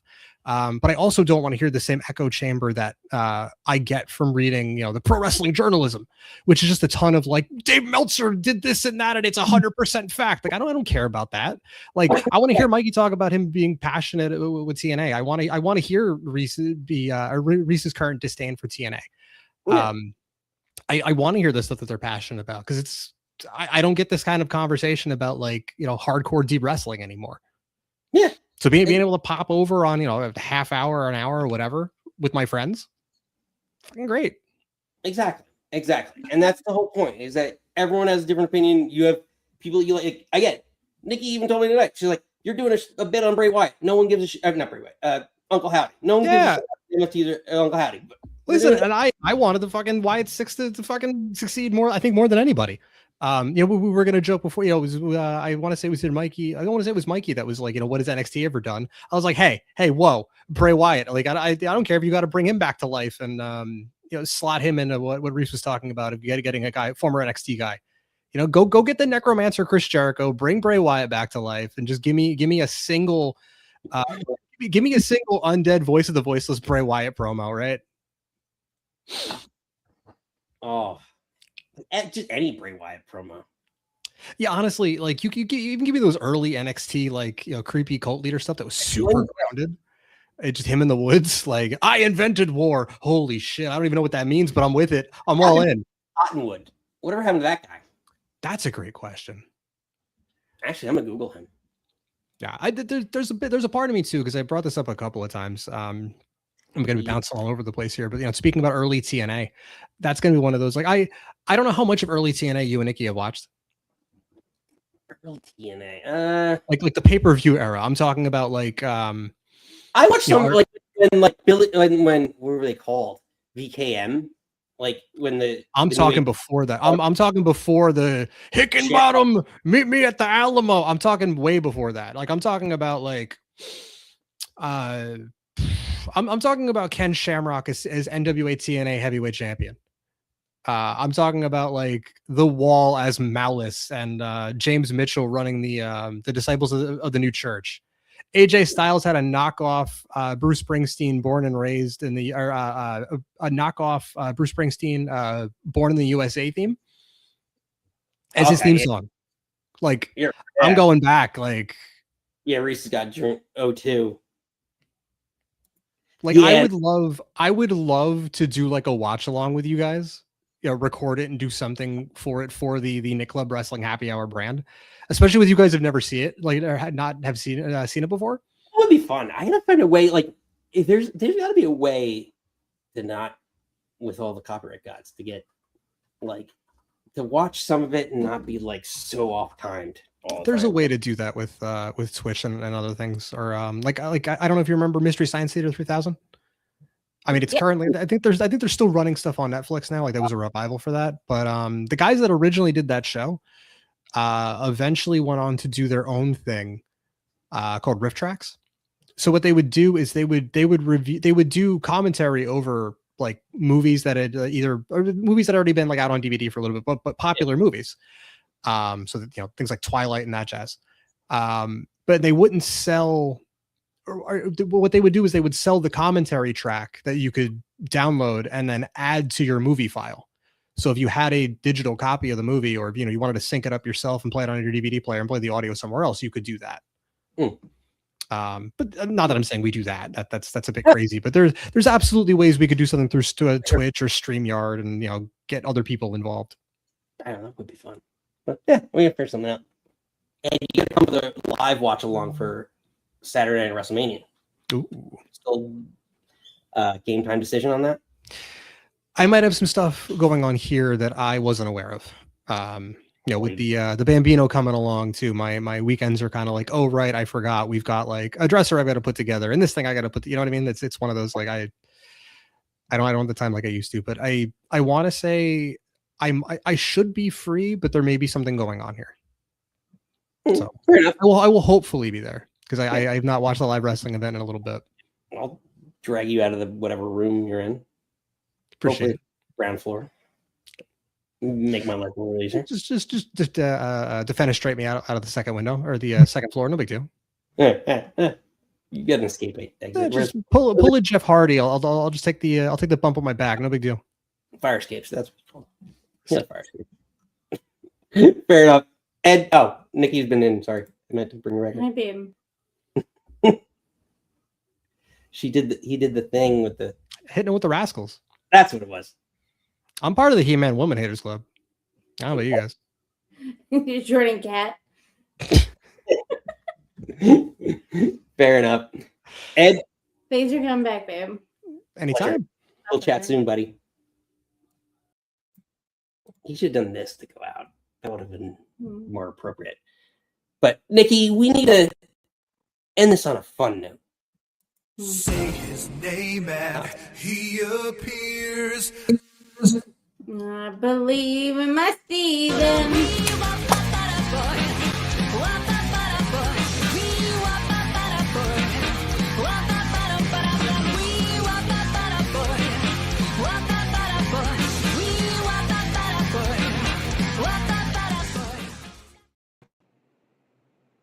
Steven!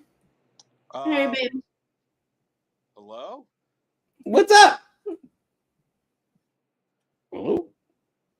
Steven, don't make me come back later. No, I hear you.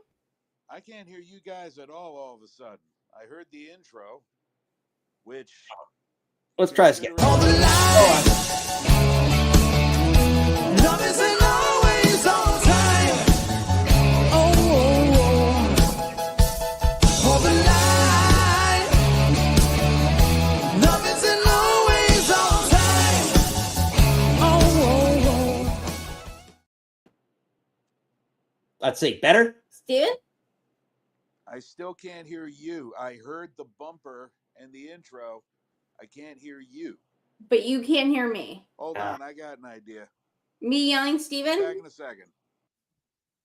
Yeah, we'll pull them out. We'll pull them out and let them figure it out. We can get through some chat things.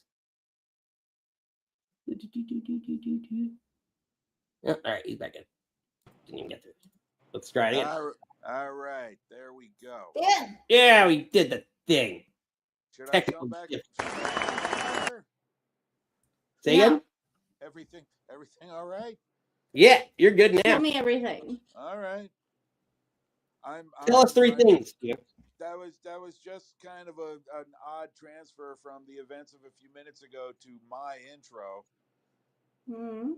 I'm sorry. No, it's quite all right. Very sorry. Steven, I like to think that you are the rock of this show. You keep us positive, you keep things moving forward, so that's why you were the closer. Well, I hate to bring you more bad news, but the Mets are losing. They're always losing. Story of their lives. It's only 1-0. That's all. That's not that bad. All right. It'll be 6 to 6.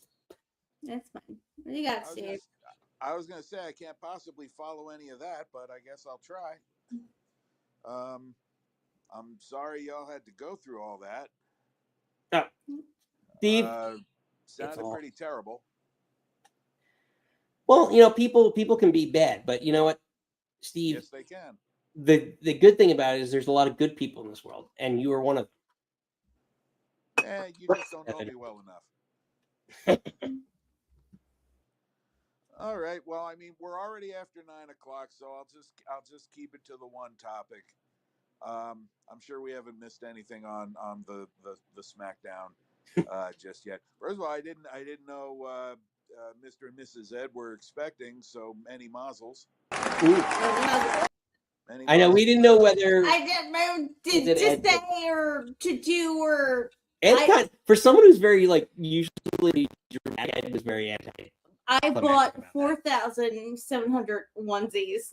Like the amount of stuff I bought. I mean, okay. So I'll limit it to the one topic, which is Pat.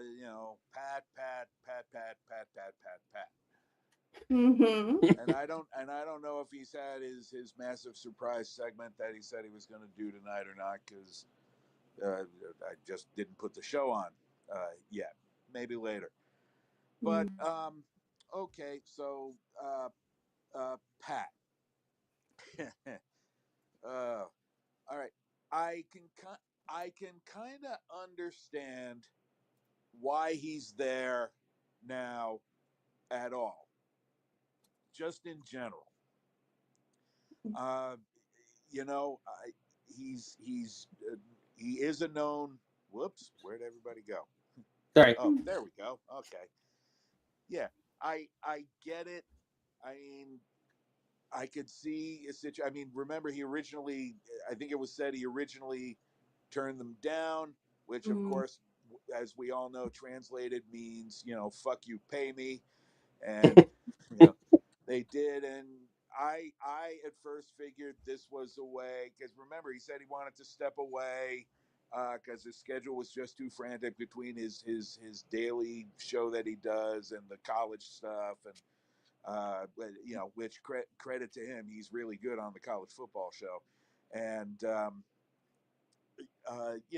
so I saw this as a good way to give him an official write-off. Come back for a couple of weeks. We'll put you in a storyline, and we'll give you a Mania thing to do, and we'll write you off. Okay. Now, given what's rumored to be one of the big matches at the next PLE, maybe not now. We'll see what happens. Also it's kind of given away already. Who's going to win the Mania match? Quite possibly. Okay, now, and I can also kind of appreciate the storyline that he's bringing. It's a little meta for me. To me, he's giving voice to, he's playing the part of the internet wrestling community, and it's coming across to me as he's doing this, and the message that is supposed to be gotten from this is, see how all fucking stupid y'all sound. Is how I read it, and they've done things like this before. Okay, so not even really a problem with the storyline. I wish Pat had stuck the landing a little bit better on his promo, but all right, whatever, it happens. I've seen worse. What I don't understand, and maybe given a few months, with the ability of hindsight, I might understand it, but I certainly don't understand it now, is why this needed to be put with a main event match. This should have been, if they were going to do this at all, well, they're going to do this. If they were going to do this, why not just put it in a mid-card match somewhere? Why does this storyline have to be part of it? I don't.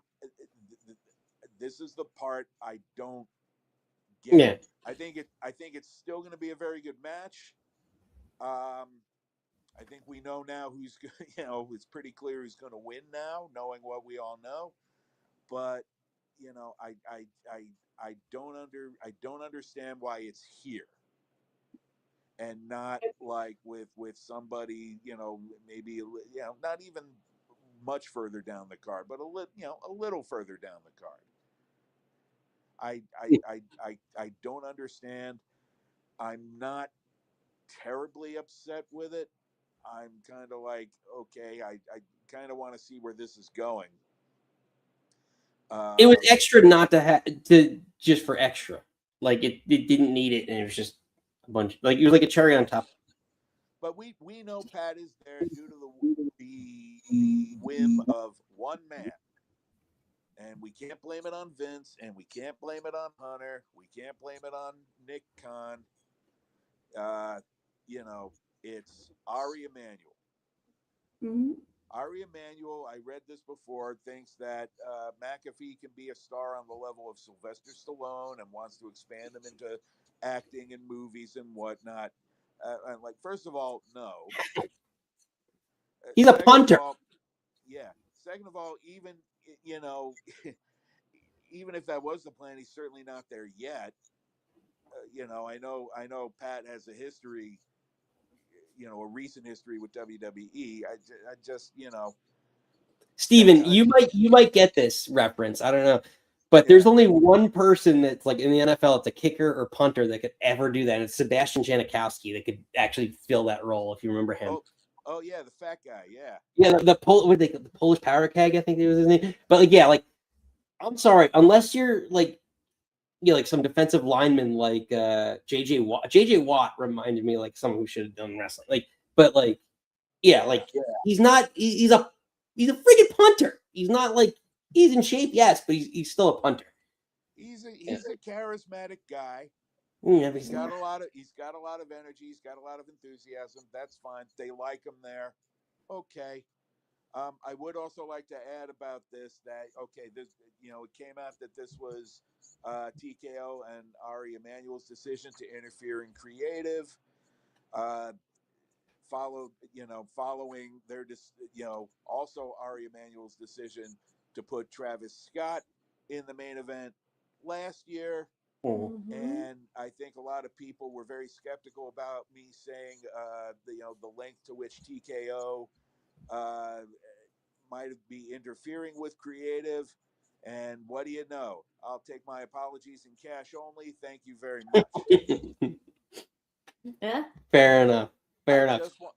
I just want a little clarity on why it had to be this match. I don't know about the Attitude Era coming back, but why this one? And as far as Punk's promo goes, relating to this and relating to the lower the ticket prices, I'll just say I'll borrow a line I saw on Reddit about it, which is, you know why people dangle keys in front of a baby's face? Because it works. Yeah. So there you go. A little advice for any soon-to-be parents. I like that. Steven, that's a great way to end. Pleasure, as always. Better times ahead, folks. Nighty-night. Love you, Steve. Take care, Steven. Always a pleasure when we chat with the OG. Steven, co-host for 80s Wrestling Con, Nikki. Mm-hmm. Getting ready. We're gearing up. Man, I'm taking you on the road. Yeah, fair. I'm going to win you a stuffed animal. They the archers, the arrows things. But it's been a fun one. Thanks all for chiming in. Always a pleasure, Ed. Love you. Always great. But until next time, we'll let Triple H take us out. We were back here Sunday at, what did I say, 3? I gotta go back. I think 3 p.m. Let me double check. 5, sorry. 5 p.m. Kat and I are supposed to do something. Yes, 3 p.m. It's you guys. I'm keep track. 5 p.m. Eastern. Doing some AEW. So if you're into that sort of thing, if you're one of the sickos that's into that sort of thing, join us. But it's always a pleasure. Let's let Triple H take us out because, we're WWE fiends and fanatics because that's all we want. Thought we had a spectacular event tonight. Very excited that so far everybody seems to have come out unscathed. Banged up, bumps and bruises, but nobody seriously injured, which I always hold my breath on these events. You want to see people have the best outing that they can possibly have and make memories, but do it safely, and we were able to do that tonight.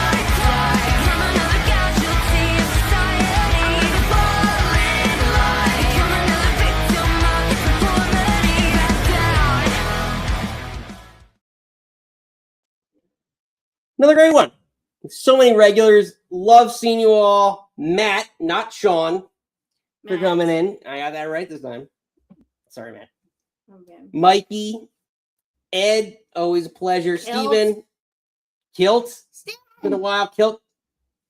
We're going to have you back. So, always a fun. Nikki, I'd argue this is a record-breaking show. So, that's what happens, when you're here. So thank you all for being part of this community. So until next time, you do not have to go home. But you definitely cannot stay here.